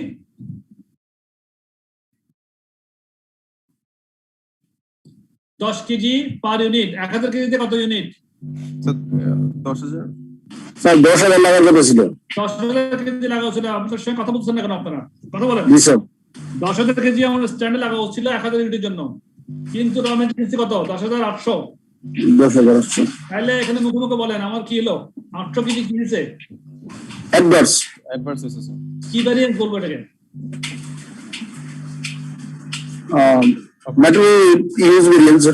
Usage variance. হ্যাঁ, গুড। এবার লেবার আমার 6 ঘন্টা করে লাগা ছিল, লাগছে কত? 5,800। আমার 1000 ইউনিটের জন্য 6 ঘন্টা করে কত ঘন্টা লাগা হচ্ছিল? 6,000 ঘন্টা। 6,000 লাগাইছি কত? 5,800। এখানে তাহলে একটা ইউসেজ আমি এফিসিয়েন্সি ভ্যারিয়েন্স পাচ্ছি 200। আচ্ছা, তাহলে রেটটা কি পরে আমরা সেটা দেখবো। 69.6 পাউন্ড। এবার কন্ট্রিবিউশন করছে কি আমরা টোটাল এটা 194.4 যোগ 69.6 যোগ করলে 264 টাকা আমার total cost of production. Sales ছিল 316, হ্যাঁ 316 থেকে 264 বাদ দিচ্ছি 52 টাকা। 52 টাকা আমার অ্যাকচুয়াল কন্ট্রিবিউশন হয়েছে। দেখেন এখানে স্ট্যান্ডার্ডও আমার 52 টাকা কন্ট্রিবিউশন ছিল পার ইউনিটে, প্রাইস ছিল কস্ট ছিল 148, কিন্তু এখানে প্রাইস 316 হয়েছে, কস্ট 264, দুইটাই বাড়তি, কিন্তু অ্যাকচুয়াল কন্ট্রিবিউশনটা দুটোটার ক্ষেত্রে 52 করেছে। মানে 1000 ইউনিটের জন্য এটা পার ইউনিটে যদি আমার স্ট্যান্ডার্ড কন্ট্রিবিউশন 52 টাকা করে হয়, তাহলে 1000 ইউনিটে 52,000 টাকা হওয়া ছিল। আমার অ্যাকচুয়ালি রেজাল্টে গিয়ে তাই 52,000 টাকা হয়েছে, যদিও ভিতরে অনেকগুলো ডিফারেন্স আছে, কথাটা খেয়াল করিয়েন। হ্যাঁ, এখন এমডি সাহেব বলতেছে the managing director made the following observations on the actual results. Managing director সাহেব কিছু অবজারভেশন করছে। উনি বলতেছে যে in total the performance agreed with বাজেটের সঙ্গে আমার পারফরমেন্সটা এগ্রি করছে। Nevertheless in every aspect other than volume there are large differences. ওই যে ভলিউম তো 1000 ইউনিট হয়েছে, আমার প্রোডাকশন সেলস 1000 ছিল, বাজেট 1000 করছে, কিন্তু in every aspect other than volume there are large differences. এটা ম্যানেজিং ডিরেক্টর বলতেছে। উনি বলতেছে যে না, অ্যাকচুয়াল রেজাল্টের সঙ্গে আমার কোনো ডিফারেন্স তো নাই। উনি বলছে সেলস এটা ওনার অবজার্ভ করতেছে, sales were made at what was felt to be the highest feasible price, but we now feel that we could have sold for £330 with no adverse effect on volume. তার মানে কি, এখন আমাদের practically মনে হচ্ছে যে আমরা আসলে 316 টাকা করে বিক্রি করছি, ঠিক আছে প্র্যাকটিক্যালি, কিন্তু আমরা আসলে 330 টাকা বিক্রি করতে পারতাম with no adverse effect on the volume। 330 টাকা করে বিক্রি করলেও আমাদের 1000 ইউনিট আমরা বিক্রি করতে পারতাম। তো সেজন্য বলতে sales were made at was felt to be the highest feasible price, but we now feel that we could have sold for £330 with no adverse effect on volume. এটা গেল সেলস এর ক্ষেত্রে। এবার লেবার কস্ট যদি কি, labour cost rose dramatically with increased demand for the specialist skills required to produce the product, and general market rate was 12 টাকা 50 পয়সা per hour, although we always paid below the general market rate wherever possible। মানে বলতেছে আবার তো এখন labour dramatically আমার ওই যে লেবার কস্টটা বাড়ছে, কেন বাড়ছে? স্পেশালিস্ট স্কিল দরকার ছিল, এবং যেটার মার্কেট রেট ছিল 12 টাকা 50 পয়সা করে, যদিও আমরা 12 টাকা করে পেমেন্ট করছি। এখানে দেখেন 5800 ঘন্টা আমি অ্যাকচুয়ালি লেবার ইউজ করছি 69,600। আপনারা 69,600 কে 5000 দিয়ে ভাগ করুন তো, সবাই 5800 দিয়ে ভাগ করুন তো, কত হয়? 12 হয়। হ্যাঁ, 69,600 পাউন্ডকে 5800 ঘন্টা দিয়ে ভাগ করলে আমার 12 পাউন্ড পার আওয়ার আমি পেমেন্ট করছি, অ্যাকচুয়ালি করছি, তাই না? কিন্তু মার্কেটের রেট ছিল, in the general market rate was 12 টাকা 50 পয়সা per hour, although we always paid below the general market rate however whenever possible। গেল। এবার বলছে র মেটেরিয়াল ক্ষেত্রে, র material cost that was expected at the time the budget was prepared was $10 per kilogram। ওই যে আমরা বাজেট করছিলাম 10 টাকা করে 10 KG at the rate of 10 টাকা। আচ্ছা গেল। However, the market price relating to efficient purchases of the material during the year was $17 per kilogram। Market price ছিল তাহলে কত? 17, কিন্তু আমরা অ্যাকচুয়ালি কিনছি কত করে দেখেন তো? 194.1994 1944 না সরি 194,400 হবে। 194,400 194,400 কে আপনি যদি 10,080 কেজি দিয়ে ভাগ করেন, 10,800 কেজি ভাগ করেন, তাহলে কত টাকা করে পার কেজি কিনছি আমরা? 18 টাকা করে। সবাই কি বুঝতেছেন বিষয়টা? অ্যাকচুয়াল 18 লাগছে। সবাই কি ফলো করতে পারতেছেন আমার কথাগুলো? জি স্যার। জি স্যার। হ্যাঁ, আমাকে একটু 4-5 জন একটু রেসপন্স করলে আমি বুঝবো যে আমি ঠিক জায়গায় আছি আর কি। হ্যাঁ, তাহলে আমরা 18 টাকা করে কিনছি, কেমন? কিন্তু মার্কেট রেট ছিল আমার 17 টাকা। এটা আমরা পরে জানতে পারছি। মার্কেট প্রাইস যখন আমরা দেখলাম পরে যে এটা 17 টাকা করে হওয়া ছিল, যদিও বাজেট করেছিলাম 10 টাকা করে, আমরা কিনছি 18 টাকা করে, কিন্তু মার্কেট প্রাইসটা কিন্তু 17 টাকা করে কেনা যেত চাইলে।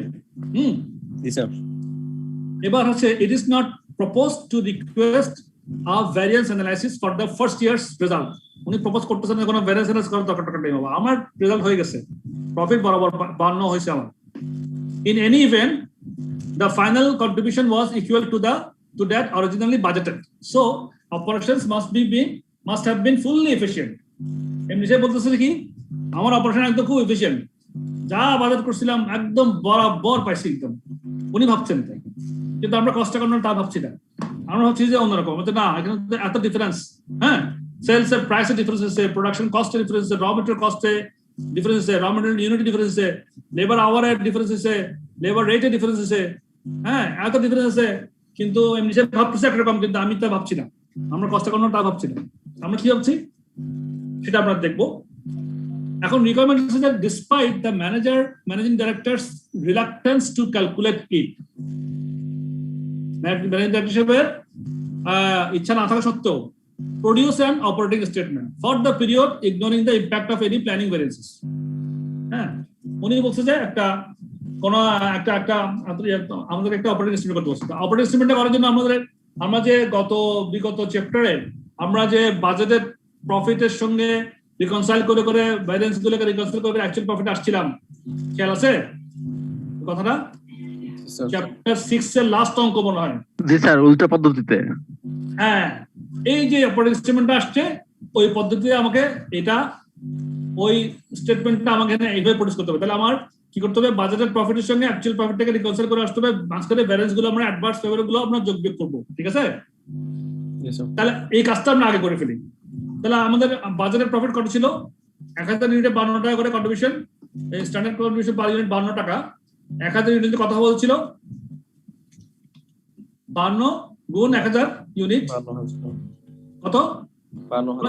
বলেন দ্রুত বলেন, আমরা মুখোমুখি করে বলবো, এটা খুব কঠিন কিছু না, ইজি, শুধু কনসেপ্টটা মাথা রাখেন। তাহলে কত? 52000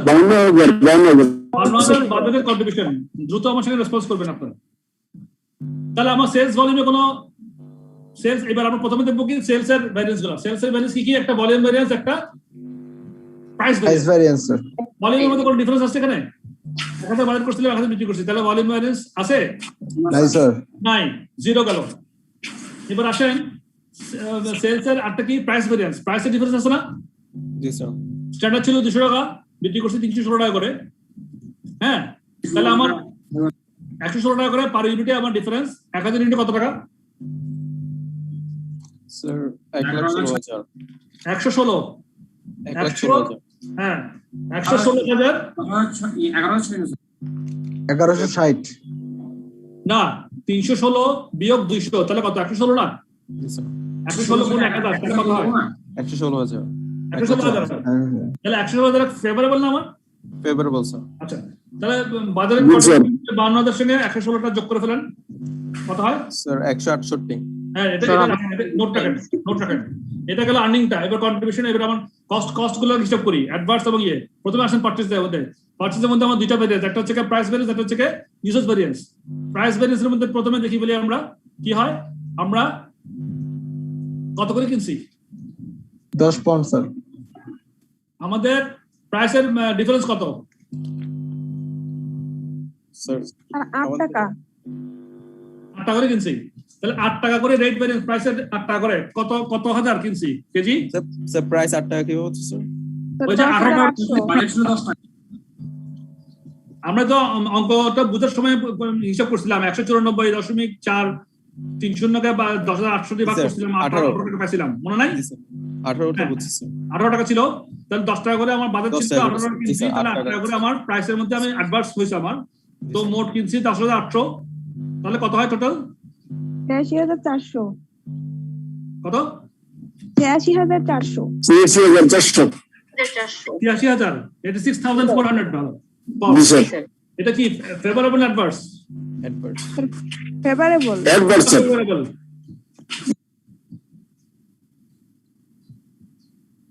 হ্যালো বলেন কেন ফেভারেবল? এটা অ্যাডভার্স না বলেন দেখি? অ্যাডভার্স স্যার, এটা অ্যাডভার্স। স্যার অ্যাডভার্স আমার তো 10 টাকা করে করার কথা ছিল, আমি তো 18 টাকা দিই।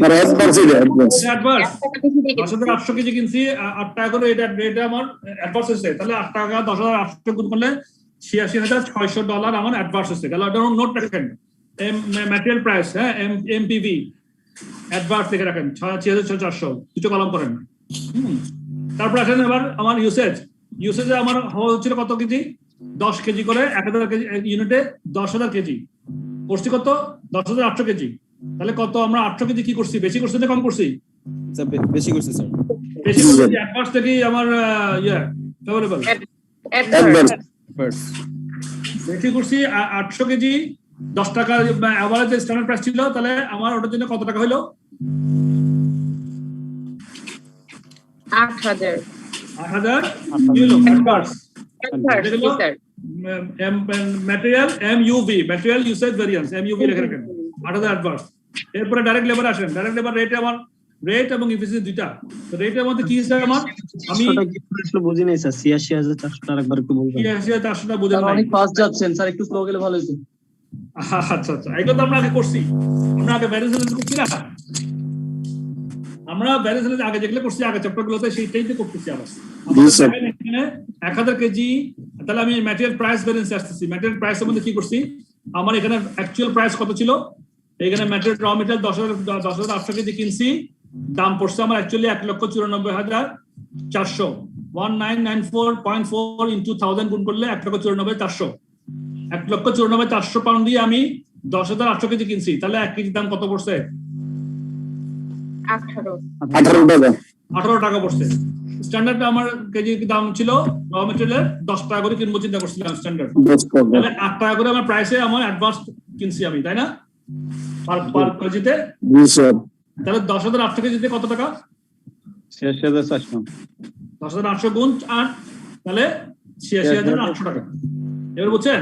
86,400 টাকা, সরি 86,400 টাকা। হ্যাঁ, এবার ডাইরেক্ট যিনি প্রশ্ন করছিলেন উনি কি বুঝছেন? যিনি প্রশ্ন করছিলেন বুঝেন নাই 86,400 টাকা, উনি কি বুঝছেন? জি স্যার বুঝছি স্যার। হ্যাঁ, আমাকে বলেন।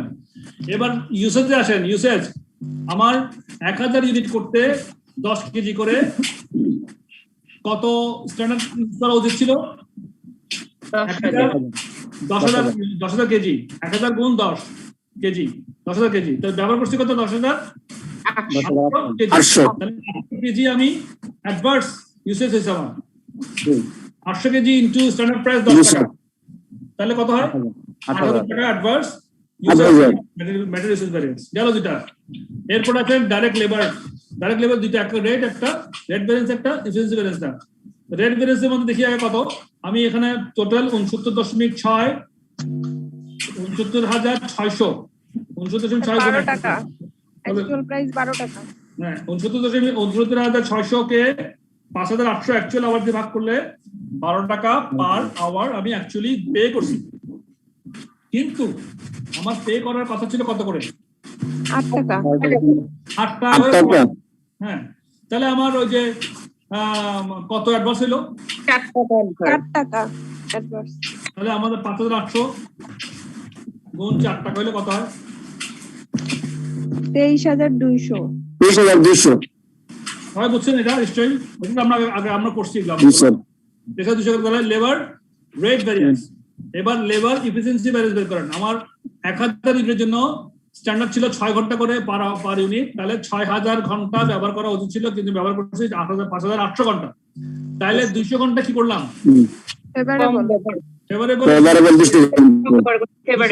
ইনটু অ্যাকচুয়াল রেট 8 টাকা, sorry actual standard rate sir. Standard 8 টাকাটা কি? 8 টাকা স্ট্যান্ডার্ড রেট। স্ট্যান্ডার্ড রেট 6 ঘন্টা 8 টাকা করে স্ট্যান্ডার্ড রেট। 200 ঘন্টা ইনটু 8 টাকা কত হয় তাহলে? 1600 কি হয় অ্যাডভান্স? 1600 ফেভারেবল। আচ্ছা, 1600 ফেভারেবল। আর আমার অ্যাডভান্সের মধ্যে তিনটা পাইছিলাম 86,400 অ্যাডভান্স, একটা পাইছি আবার 8,000 পাইছি একটা অ্যাডভান্স, 23,200 পাইছি অ্যাডভান্স। টোটাল অ্যাডভান্স কত হলো? 86,400 যোগ 8,000 যোগ 23,200, তাহলে মোট কত হয়? 1,17,600। 1,17,600 এটা টোটাল অ্যাডভান্স। এবার 1600 যে ফেভারেবল ছিল বাদ দেন,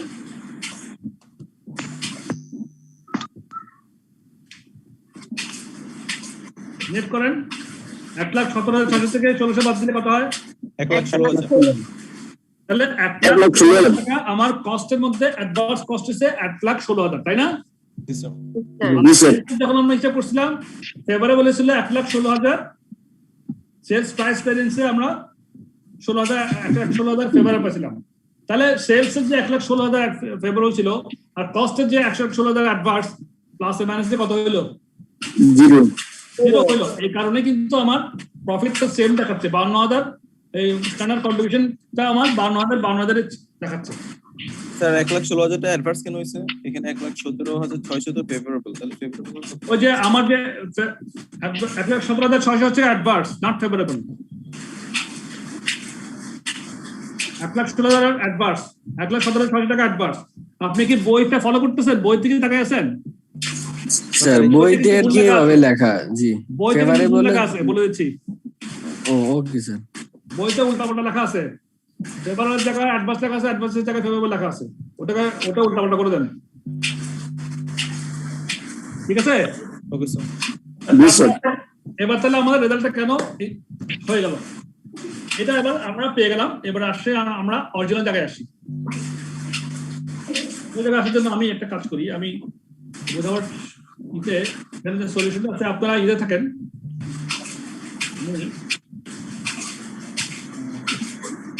স্যার প্যানের শব্দ আসতেছে কোথা থেকে? সবাইকে মিউট করে দেন স্যার। আমি সলিউশনে যাচ্ছি বোঝার সুবিধার্থে। সাধারণত আপনাদের যদি দিয়ে করাই, কিন্তু এটাতে গেলে একটা সুবিধা হবে, আপনাদের ধরতে সুবিধা হবে। Sir page number 303।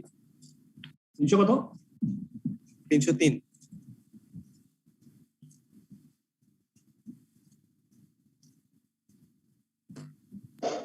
স্যার আমি একটা জিনিস মিস করছিলাম স্যার। অপারেটিং স্টেটমেন্টে বাজেটেড 52,000 আর ফেভারেবল 1,16,000 সেলস প্রাইস ভ্যারিয়েন্সটা একটু স্যার যদি আরেকবার একটু বলতেন।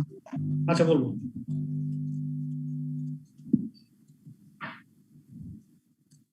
হ্যাঁ, এই যে আমি সলিউশনটা দেখাচ্ছি এখানে। হ্যাঁ, সলিউশন দেখাচ্ছি, দেখেন সলিউশনে কি দেখাচ্ছে। অপারেটিং স্টেটমেন্টের মধ্যে বাজেটের 52,000 কন্ট্রিবিউশন এখানে যোগ বিয়োগ করে 1,16,000 সেলস প্রাইস ভ্যারিয়েন্স পেয়েছিলাম 1,16,000। প্রশ্ন করছিলেন কে? আপনার নাম কি? নাম বলেন। স্যার আমার নাম ফাহিম। ফাহিম, এই যে সেলস প্রাইস ভ্যারিয়েন্স 1,16,000 ফেভারেবল আছে, এটা কেমন আছে আপনি বলতে? স্যার এটা আমি স্যার ধরতে পারিনি। এটা ধরতে পারেন নাই? আমার সেলস এর বাজেট ছিল $200 করে, তাই না? 200 পাউন্ড করে। জি। আর সেলস বিক্রি করছি আমি 316 টাকা করে। জি। তাহলে পার ইউনিটে কত বেশি বিক্রি করছি? স্যার 116। মানে 116 টাকা আমি পার ইউনিট ফেভারেবল পাইছি। তাহলে 1000 ইউনিটে কত? তাহলে 1000 ইউনিটে 1,16,000। স্যার ধরতে পারছি। তাহলে আমরা তখন যেটা করলাম ওটা হচ্ছে এটা, এই যে 52,000 বাজার কন্ট্রিবিউশন যোগ 1,16,000 সেলস এর যোগ করলাম। যোগ করার পরে এইখানে অ্যাডভান্স আর ফেভারেবল উল্টাপাল্টা আছে, এই ফেভারেবল জায়গায় অ্যাডভান্স হবে, অ্যাডভান্স জায়গায় ফেভারেবল হবে। যোগ করলে আমরা টোটাল যোগ করলে আমরা 1,16,000 পেয়ে গেলাম অ্যাডভান্স। অ্যাকচুয়াল কন্ট্রিবিউশন 52,000 চলে আসছে। এখন আমরা যদি প্ল্যানিং ভ্যারিয়েন্সটাকে যদি এখান থেকে ডিফার করি, কস্ট অ্যাকাউন্টেন্ট না, ম্যানেজিং ডাইরেক্টর এমডি সাহেব তো চাই নাই, এমডি সাহেব এটা করতে বলে নাই, কিন্তু আমরা করে দেখাচ্ছি আমাদের এফিসিয়েন্সিকে কনফার্ম করার জন্য। তাহলে দেখেন সেক্ষেত্রে আমরা প্রথমে কি করবো, অরিজিনালটাকে আলাদা, অরিজিনাল প্ল্যানের সঙ্গে আমরা রিভাইজ প্ল্যান করবো। হ্যাঁ, রিভাইজ প্ল্যান করে অ্যাকচুয়াল থেকে ওটা আমি করবো। তাহলে অরিজিনাল প্ল্যানটা আমার কি ছিল? আমার সেলস করবো 1,200 টাকা করে 2 লাখ, ম্যাটেরিয়াল 10,000 করে 10 টাকা করে 1 লাখ, লেবার 6,000 করে 6,000 ঘন্টা 8 টাকা করে 48,000।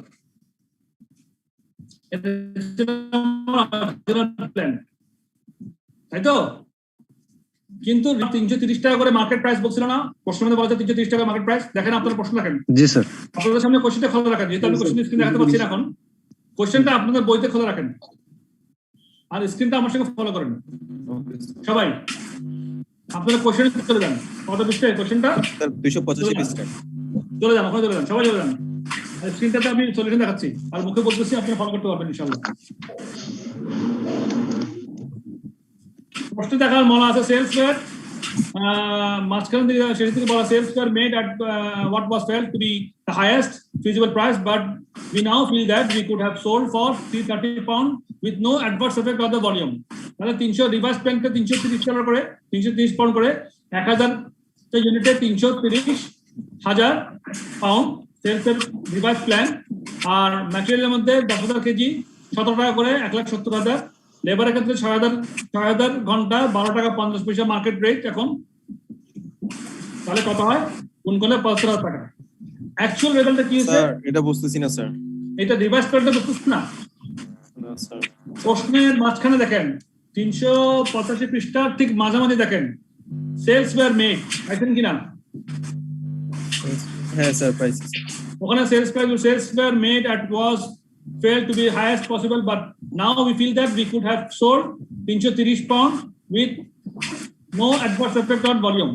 মানে ভলিউম চেঞ্জ না করে 330 পাউন্ড করে বিক্রি করতে পারতাম। তার মানে এটাকে আমার স্ট্যান্ডার্ড হাউস ছিল, এটা আমার স্ট্যান্ডার্ড প্রাইস 330 পাউন্ড করে সেলস প্রাইস। তাহলে 1000 ইউনিটে 330,000। আবার এখানে পরে লেখা আছে যে ম্যাটেরিয়াল প্রাইস মার্কেট প্রাইস ছিল 17 টাকা করে। হ্যাঁ, তাহলে 17 টাকা করে হলে আমার 10,000 কেজি লাগতো। স্ট্যান্ডার্ড তাহলে প্ল্যান করলে আমরা 10,000 ইন্টু 17 টাকা করে 1,70,000। আর আমার এখানে বলছে যে মার্কেটে যে আমার যে লেবার কস্ট পার আওয়ার ছিল 12 টাকা 50 পয়সা করে। 6,000 ঘন্টায় আমার স্ট্যান্ডার্ড ছিল, স্ট্যান্ডার্ড 6,000 স্ট্যান্ডার্ড প্রাইস অনুযায়ী 75,000 টাকা হওয়া উচিত ছিল। এটা ছিল revised x plan, x entry plan, revise plan করলাম। এবার এটার সঙ্গে যদি আমি অ্যাকচুয়ালটাকে যদি আমি হিসাব যদি ব্যালেন্স অ্যানালাইসিস করি তাহলে কিন্তু আমার সঠিকভাবে আমি ব্যালেন্স অ্যানালাইসিস করতে পারলাম। বুঝতে পারছেন? তো অ্যাকচুয়ালি এখানে লিখে দিই আমরা 1000 ইনপুট করছি 316 করে 316 টাকা। সিতে দেখেন, সি কলামে। আর ম্যাটেরিয়ালে 10,800 টাকা কেজি, 10,800 কেজি 18 টাকা করে 1,94,800 টাকা। লেবারে 5,812 টাকা করে করছি 69,600 টাকা। স্যার এই যেটা দেয়া আছে স্যার অরিজিনাল প্ল্যান, এটা স্যার মানে কোশ্চেনের স্ট্যান্ডার্ডটা না স্যার? এটা স্ট্যান্ডার্ডটা, হ্যাঁ এটা কোশ্চেনের অরিজিনাল প্ল্যান হিসেবে করছি। এটা রিভাইস প্ল্যান কি হওয়া উচিত ছিল সেটা রিভাইস করছি। সিতে অ্যাকচুয়াল রেজাল্টটা পুরো লিখছি। স্যার এখানে রিভাইসড যেটা এখানে মানে এমডি স্যার যেটা বলছিল সেটা কি স্যার হচ্ছে যে আলাদা ক্যালকুলেশন ব্যাপার নাকি এটা স্যার উনি মানে ওনার মনে হিসেবে উনি বলতেছেন? না, এটা তো ইন প্র্যাকটিক্যাল মার্কেট থেকে যেটা সংবাদ পাইছি আমরা। হ্যাঁ, সংবাদ আমরা মার্কেটের মধ্যে আমরা পুরো বছর ধরে হিসাব করে দেখলাম যে মার্কেটের মধ্যে এই সিচুয়েশন ছিল। 330 টাকা করে বিক্রি করলেও বিক্রিতে আমার কোনো অসুবিধা হতো না। 1000 ইউনিট বিক্রি করতে পারতাম। ম্যাটেরিয়াল 17 টাকা করে কিনতে পারতাম, কিনছি 18 টাকা করে। লেবার আমি 12 টাকা 50 পয়সা করে আমার রেট ছিল, কিন্তু লেবার রেট দিছি 12 টাকা করে। হ্যাঁ, এগুলো থেকে প্র্যাকটিক্যাল সিচুয়েশন ছিল মার্কেটের, সেজন্য এটা রিভাইস প্ল্যান ছিল। রিভাইস প্ল্যান করছি। এবার অ্যাকচুয়াল কি করছি সেটা থেকে আমি ডিফারেন্স করবো। তাহলে আমার যখন আমি যদি এ থেকে বি বিয়োগ করি, মানে অরিজিনাল প্ল্যান থেকে যদি রিভাইস প্ল্যান বিয়োগ করি, তাহলে আমার এইটা হচ্ছে কি আমার আনকন্ট্রোলেবল, এটা আমার planning variance. A minus B প্রত্যেক ক্ষেত্রে, সেলস এর ক্ষেত্রে বলেন, ম্যাটেরিয়াল ক্ষেত্রে বলেন, লেবারের ক্ষেত্রে বলেন, এ মাইনাস বি যে রেজাল্ট আসবে সেটা হবে আমার প্ল্যানিং ভ্যারিয়েন্স। আর বি মাইনাস সি যেটা আসবে সেটা হবে আমার কি operational variance. This is the thing. হ্যাঁ, তাহলে যে কিভাবে করতে দেখেন, আমরা তো এটা হিসাবটা করলাম এ বি সি। এবার দেখেন planning variance A minus B, sales variance 1,30,000 কিভাবে আসলো? A minus B 2 lakh, sales 2 lakh, আর বি ছিল 3,30,000, তাহলে 1,30,000 ফেভারেবল ছিল। এটা ছিল আমার সেলস প্রাইস ভ্যারিয়েন্স। ম্যাটেরিয়াল ক্ষেত্রে আমার অরিজিনাল প্ল্যান ছিল 1 লাখ, রিভাইস প্ল্যান ছিল 1,70,000, তাহলে 70,000 অ্যাডভান্স দেখলাম। লেবার রেটের ক্ষেত্রে আমার প্ল্যান ছিল অরিজিনাল ছিল 48,000 আর রিভাইস প্ল্যান 75,000, তাহলে 7,000 অ্যাডভান্স। তাহলে যোগ বিয়োগ করে আমার 33,000 ফেভারেবল পাইলাম। এটা হচ্ছে প্ল্যানিং ভ্যারিয়েন্স 33,000 পাউন্ড। অপারেশন ভ্যারিয়েন্সের ক্ষেত্রে বি মাইনাস সি, তাহলে অপারেশনের মধ্যে সেলস কত ছিল? সেলস প্রাইস ছিল আমার, রিভাইস প্ল্যান ছিল 3,30,000, বিক্রি করছে 3,16,000, তাহলে 14,000 টাকা আমার অ্যাডভান্স। ম্যাটেরিয়াল প্রাইসের ক্ষেত্রে আমার রিভাইস প্ল্যান ছিল 1,70,000, করছি 1,94,400, তার মানে 10,800 টাকা আমার অ্যাডভান্স। ম্যাটেরিয়াল ইস্যুসের ক্ষেত্রে 800 আমার হওয়া হচ্ছিল কত? ওই 17 টাকা করে কিনছি, তাহলে 800 কেজি আমি বেশি কিনছিলাম, 17 টাকা করে ইয়ে ছিল আমার রেট ছিল, রেটের মধ্যে ইউসেজের মধ্যে আমার, তাহলে 13,600। আমার রেটের মধ্যে 5,800, ওই 50 পয়সা করে আমি কি করছি, 50 পয়সা করে আমার 200 ঘন্টায় পাচ্ছে। তাহলে 200 ঘন্টা কি হচ্ছে, 200 ঘন্টা করে আমি লেবার রেট 5,800 ইন্টু 0.5, এটা ফেভারেবল হবে, এটা এ হবে না। 2900 এটা ফেভারেবল হবে, কারণ 2,200 ঘন্টা আমি কম ব্যবহার করছি অরিজিনাল থেকে। 6,000 থেকে না করে 5,800, 2 ঘন্টা ফেভারেবল, 200 ঘন্টা ফেভারেবল। 50 পয়সা করে আমার 2900 টাকা অ্যাডভান্স হবে না, এটা ফেভারেবল হবে। আপনি সবাই এটা ঠিক করেন, হ্যাঁ ফলো করতে পারতেছেন? জি স্যার, ফেভারেবল হবে এটা। 2900 ফেভারেবল হবে, অবশ্যই ফেভারেবল হবে। হ্যাঁ, তাহলে আর লেবার এফিসিয়েন্সি 200 ঘন্টা 12 টাকা 50 পয়সা দিয়ে গুণ করলাম, ফেভারেবল। তাও তাহলে এবার যোগ করলে সব 14,000 যোগ 20,000 10,800 13,600 কত হয়? 14,000 যোগ 10,800 যোগ 13,600 বিয়োগ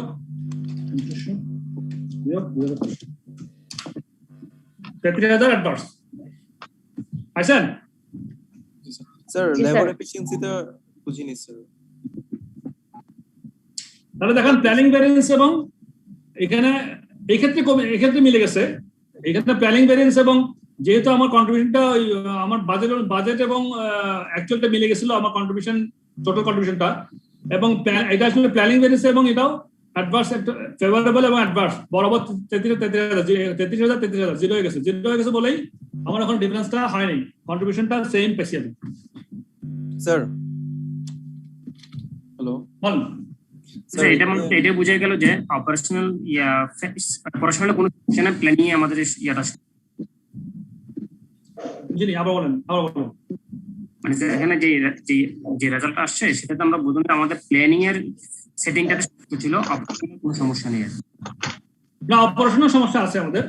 এই যে অপারেশনাল সমস্যা বের করলাম আমরা, যে সেলস প্রাইসের মধ্যে আমি আরো 14,000 টাকা বেশি বিক্রি করতে পারতাম, করিনি, এটা অ্যাডভান্স।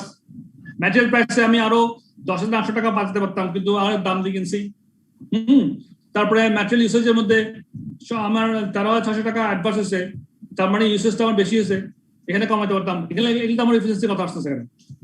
হ্যাঁ, এগুলো আমি রেক্টিফিকেশন করি। তখন আমি কি করবো, আমার এই পার্টটা অপারেশন ভ্যারিয়েন্স যেটা বের করছি, এই পার্টটাকে আমি অপারেশনের মধ্যে রেক্টিফিকেশন করার জন্য যা যা করা দরকার, সেলসম্যানকে বলবো যে আপনার প্রাইসটা এখানে কমেছে, বাড়ান। ম্যাটেরিয়াল প্রাইসের মধ্যে বলবো যে আপনার দাম বেশি কিনছেন, 1 টাকা দিয়ে বেশি বিক্রি করছেন, আর 1 টাকা কমে দিয়ে কিনতে চান, তখন আমরা রেক্টিফিকেশন যেতে পারবো। ক্লিয়ার কথাটা? স্যার অপারেশন ভ্যারিয়েন্সে বি মাইনাস সি যখন করব স্যার, তাহলে এখানে লেবার এফিশিয়েন্সি দুইটা কেন আসছে স্যার? এখানে তো স্যার লেবার একটাই আছে না। লেবার রেটটা 50 পয়সা করে আমার প্রশ্নের মধ্যে বলা আছে। দেখেন ওই সে মার্কেটে এখন লেবার রেট হচ্ছে 12 টাকা 50 পয়সা, কিন্তু অ্যাকচুয়ালি আমি 12 টাকা করে পে করছি। তাহলে রেট ভ্যারিয়েন্স কত ছিল? ফেভারেবল 50 পয়সা। হ্যাঁ, ফেভারেবল 50 পয়সা আসছে। তো আচ্ছা, লেবার এফিশিয়েন্সিটা তাই 6,000 ঘন্টা ব্যবহার করা ছিল, কিন্তু 5,800 ঘন্টা ব্যবহার করছি। তাহলে আমি 200 ঘন্টা আমি কম ব্যবহার করছি, এটা আমার এফিসিয়েন্সি ভালো হয়েছে, ফেভারেবল হয়েছে। 200 ঘন্টা আমি ভ্যালু করছি 12 টাকা 50 পয়সা আমার স্ট্যান্ডার্ড দিয়ে, মার্কেট প্রাইস দিয়ে, হয়ে গেল। ঠিক আছে না? 2,500 টাকা ফেভারেবল হয়েছে। So this is the thing. আশা করি আপনারা মাথা ঢুকছে জিনিসটা, যে আমাদের এই যে এখানে একটা কথা আছে, note at the beginning of this section, these variances are uncontrollable by operating. Kunta planning ta comparison of the original plan A with the revised plan B allows the planning variances to be identified. As noted at the beginning of this section, these variances are uncontrollable by operating staff and may or may not have been controlled by the original standard setters at the start of the budget period, where revision of standards is required due to environmental changes that are not foreseeable at the time of the budget was prepared. The planning variances are truly uncontrollable. However, standards that fail to anticipate known market trends when they were set will reflect faulty standard setting. It could be argued that these variances were controllable, avoidable at the planning stages. So, এই হলে মোটামুটি আশা করি বুঝছেন আপনারা, কি মনে হয়? জি sir, না ঠিক আছে। বুঝছি স্যার। এটা কিন্তু খুবই ইন্টারেস্টিং অঙ্ক, আমার কাছে বেস্ট লাগে অঙ্কটা করতে। আপনার কাছে কেমন লাগছে বলেন? না, ফাইল লাগছে স্যার। অপারেশন ভ্যারিয়েন্সটা আরেকবার শেষ করবেন, আরেকবার ফাইন টিউনিং করবেন। হ্যাঁ, করে দিচ্ছি। চ্যাপ্টার সামারি করতে করে দেবো। অ্যাডভান্স ভ্যারিয়েন্স আমরা যেটা এই চ্যাপ্টার যা করলাম, অ্যাডভান্স ভ্যারিয়েন্স শিখলাম, মিক্স এবং ইয়াল ভ্যারিয়েন্স শিখছি, আর প্ল্যানিং এন্ড অপারেশন ভ্যারিয়েন্স শিখছি, এবং সেলস মিক্স এবং ইয়ালটার মধ্যে দেখছি mix is adverse if we use more of the expensive material অথবা লেবার, আর yield is adverse if we use more material or labor overall. আর প্ল্যানিং এন্ড অপারেশনের মধ্যে করছে কি, প্ল্যানিং ভ্যারিয়েন্স সমান এই যে প্রশ্ন করছিলাম, দেখেন প্ল্যানিং ভ্যারিয়েন্স কি জিনিস? Original standard minus revise standard, এটা হচ্ছে প্ল্যানিং ভ্যারিয়েন্স। আমার যে অরিজিনাল যে স্ট্যান্ডার্ড ছিল ওর থেকে রিভাইজ স্ট্যান্ডার্ডটাকে বিয়োগ করলে আমি প্ল্যানিং ভ্যারিয়েন্সটা পাই। আবার বলতেছি, অরিজিনাল স্ট্যান্ডার্ডটা করছিলাম, কিন্তু স্ট্যান্ডার্ড করার পরে আমার সিচুয়েশন চেঞ্জ হয়েছে, ম্যাটেরিয়াল প্রাইস চেঞ্জ হয়েছে, সেলস প্রাইস চেঞ্জ হয়েছে বা যেই হয়েছে কেন, তখন আমি রিভাইজ স্ট্যান্ডার্ড করছি। তাহলে অরিজিনাল স্ট্যান্ডার্ডের সঙ্গে রিভাইজ স্ট্যান্ডার্ডের যে ডিফারেন্স, ওইটাই হচ্ছে কি প্ল্যানিং ভ্যারিয়েন্স। কথা ক্লিয়ার? হ্যাঁ। আর অপারেশনাল ভ্যারিয়েন্সটা কি জিনিস? রিভাইজ স্ট্যান্ডার্ড যখন করছি আবার, হ্যাঁ, পরে যখন বোধোদয় হইলো, আমি যখন বুঝতে পারলাম যে আমার স্ট্যান্ডার্ডটা ভুল ছিল, তখন আমি রিভাইজ স্ট্যান্ডার্ড করছি। রিভাইজ স্ট্যান্ডার্ডের সঙ্গে তখন আবার অ্যাকচুয়াল রেজাল্টটাকে আমি বিয়োগ করছি, তখন আমার অপারেশনাল ভ্যারিয়েন্স গুলো আমরা পাচ্ছি। এই হচ্ছে কি ব্যাপার। তাহলে আবার বলি, প্ল্যানিং ভ্যারিয়েন্সটা কি? অরিজিনাল স্ট্যান্ডার্ড থেকে রিভাইজ স্ট্যান্ডার্ড কখন করবো? আমার বোধোদয় হওয়ার পরে যে আমার অরিজিনাল স্ট্যান্ডার্ড ভুল ছিল, এই ভুল কি ছিল সেটাকে বের করার জন্য, সেটা হচ্ছে আমার প্ল্যানিং ভ্যারিয়েন্স। আর অপারেশনাল ভ্যারিয়েন্সটা হচ্ছে আমি রিভাইজ স্ট্যান্ডার্ড করছি, ভুলগুলো শুধরাই আবার একটা রিভাইজ স্ট্যান্ডার্ড করছি, ওটার থেকে আমি অ্যাকচুয়াল রেজাল্টটাকে বাদ দিয়েছি, বাদ দিয়ে আমার অপারেশনাল ভ্যারিয়েন্স গুলো পেয়ে গেছি। This is the concept. হ্যাঁ, বুঝছেন তো নাকি? জি স্যার, ঠিক আছে। ইনশাআল্লাহ আপনারা বাকিটা প্র্যাকটিস তো করতেই হবে, নো অল্টারনেটিভ। এই যে মাথায় ঢুকলো, এটাকে হাতে কলমে অবশ্যই করতে হবে। এই অঙ্কটা আপনারা মাসে 1 বার 2 বার 3 বার করবেন, কোনো অসুবিধা নেই। কারণ এই অঙ্কটার মধ্যে পুরো আপনার 6, 7, 8 চ্যাপ্টার 3 সবগুলো এখানে আছে। আর সেলস মিক্সটা কন্টিনিউ করছে, analyse the sales volume variances and mix is advance is if we sell less of the more profitable product. So this is the situation. চেষ্টা করছি আপনাদেরকে বোঝাবার জন্য ভালো করে। I hope you have enjoyed the class. I am not sure কেমন লাগছে। Sir আমার একটা রিকোয়েস্ট ছিল স্যার।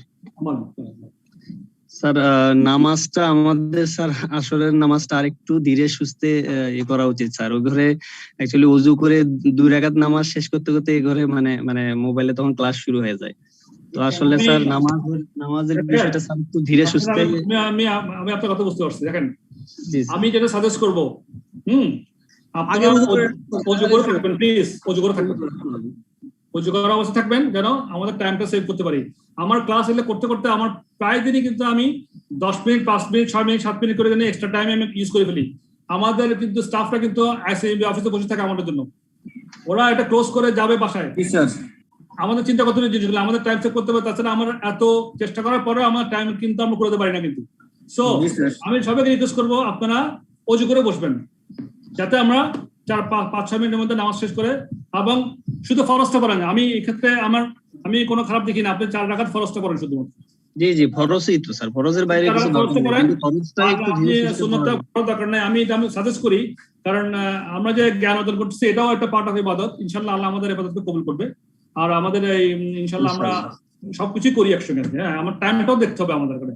আমাদের এটা যে খুব ইম্পর্টেন্ট টাইম, এগুলো আমরা দেখবো, সবকিছু মিলে নামাজটাও পড়লাম ইনশাআল্লাহ। হ্যাঁ, সো আমরা এভাবে চেষ্টা করলে ইনশাআল্লাহ আমাদের কোনো অসুবিধা হবে না। তো ঠিক আছে, তাহলে আজকে এটুক থাক। I hope you have enjoyed my class. I've tried my best to deliver the things. তো সবাই ভালো থাকেন। Okay. আসসালামু আলাইকুম স্যার। Thank you. আসসালামু আলাইকুম। Thank you. ওয়ালাইকুম আসসালাম। Best of luck. বাসায় একটু রিভিউ করবেন সবাই, সো দ্যাট এটা মাথায় চলে আসে। এখনই যদি রিভিউ না করেন পরে কিন্তু অনেক কনফিউশন হয়ে যেতে পারে। 1 ঘন্টা সময় দেন। Enough. Thank you so much. Assalamu alaikum. ওয়ালাইকুম আসসালাম স্যার।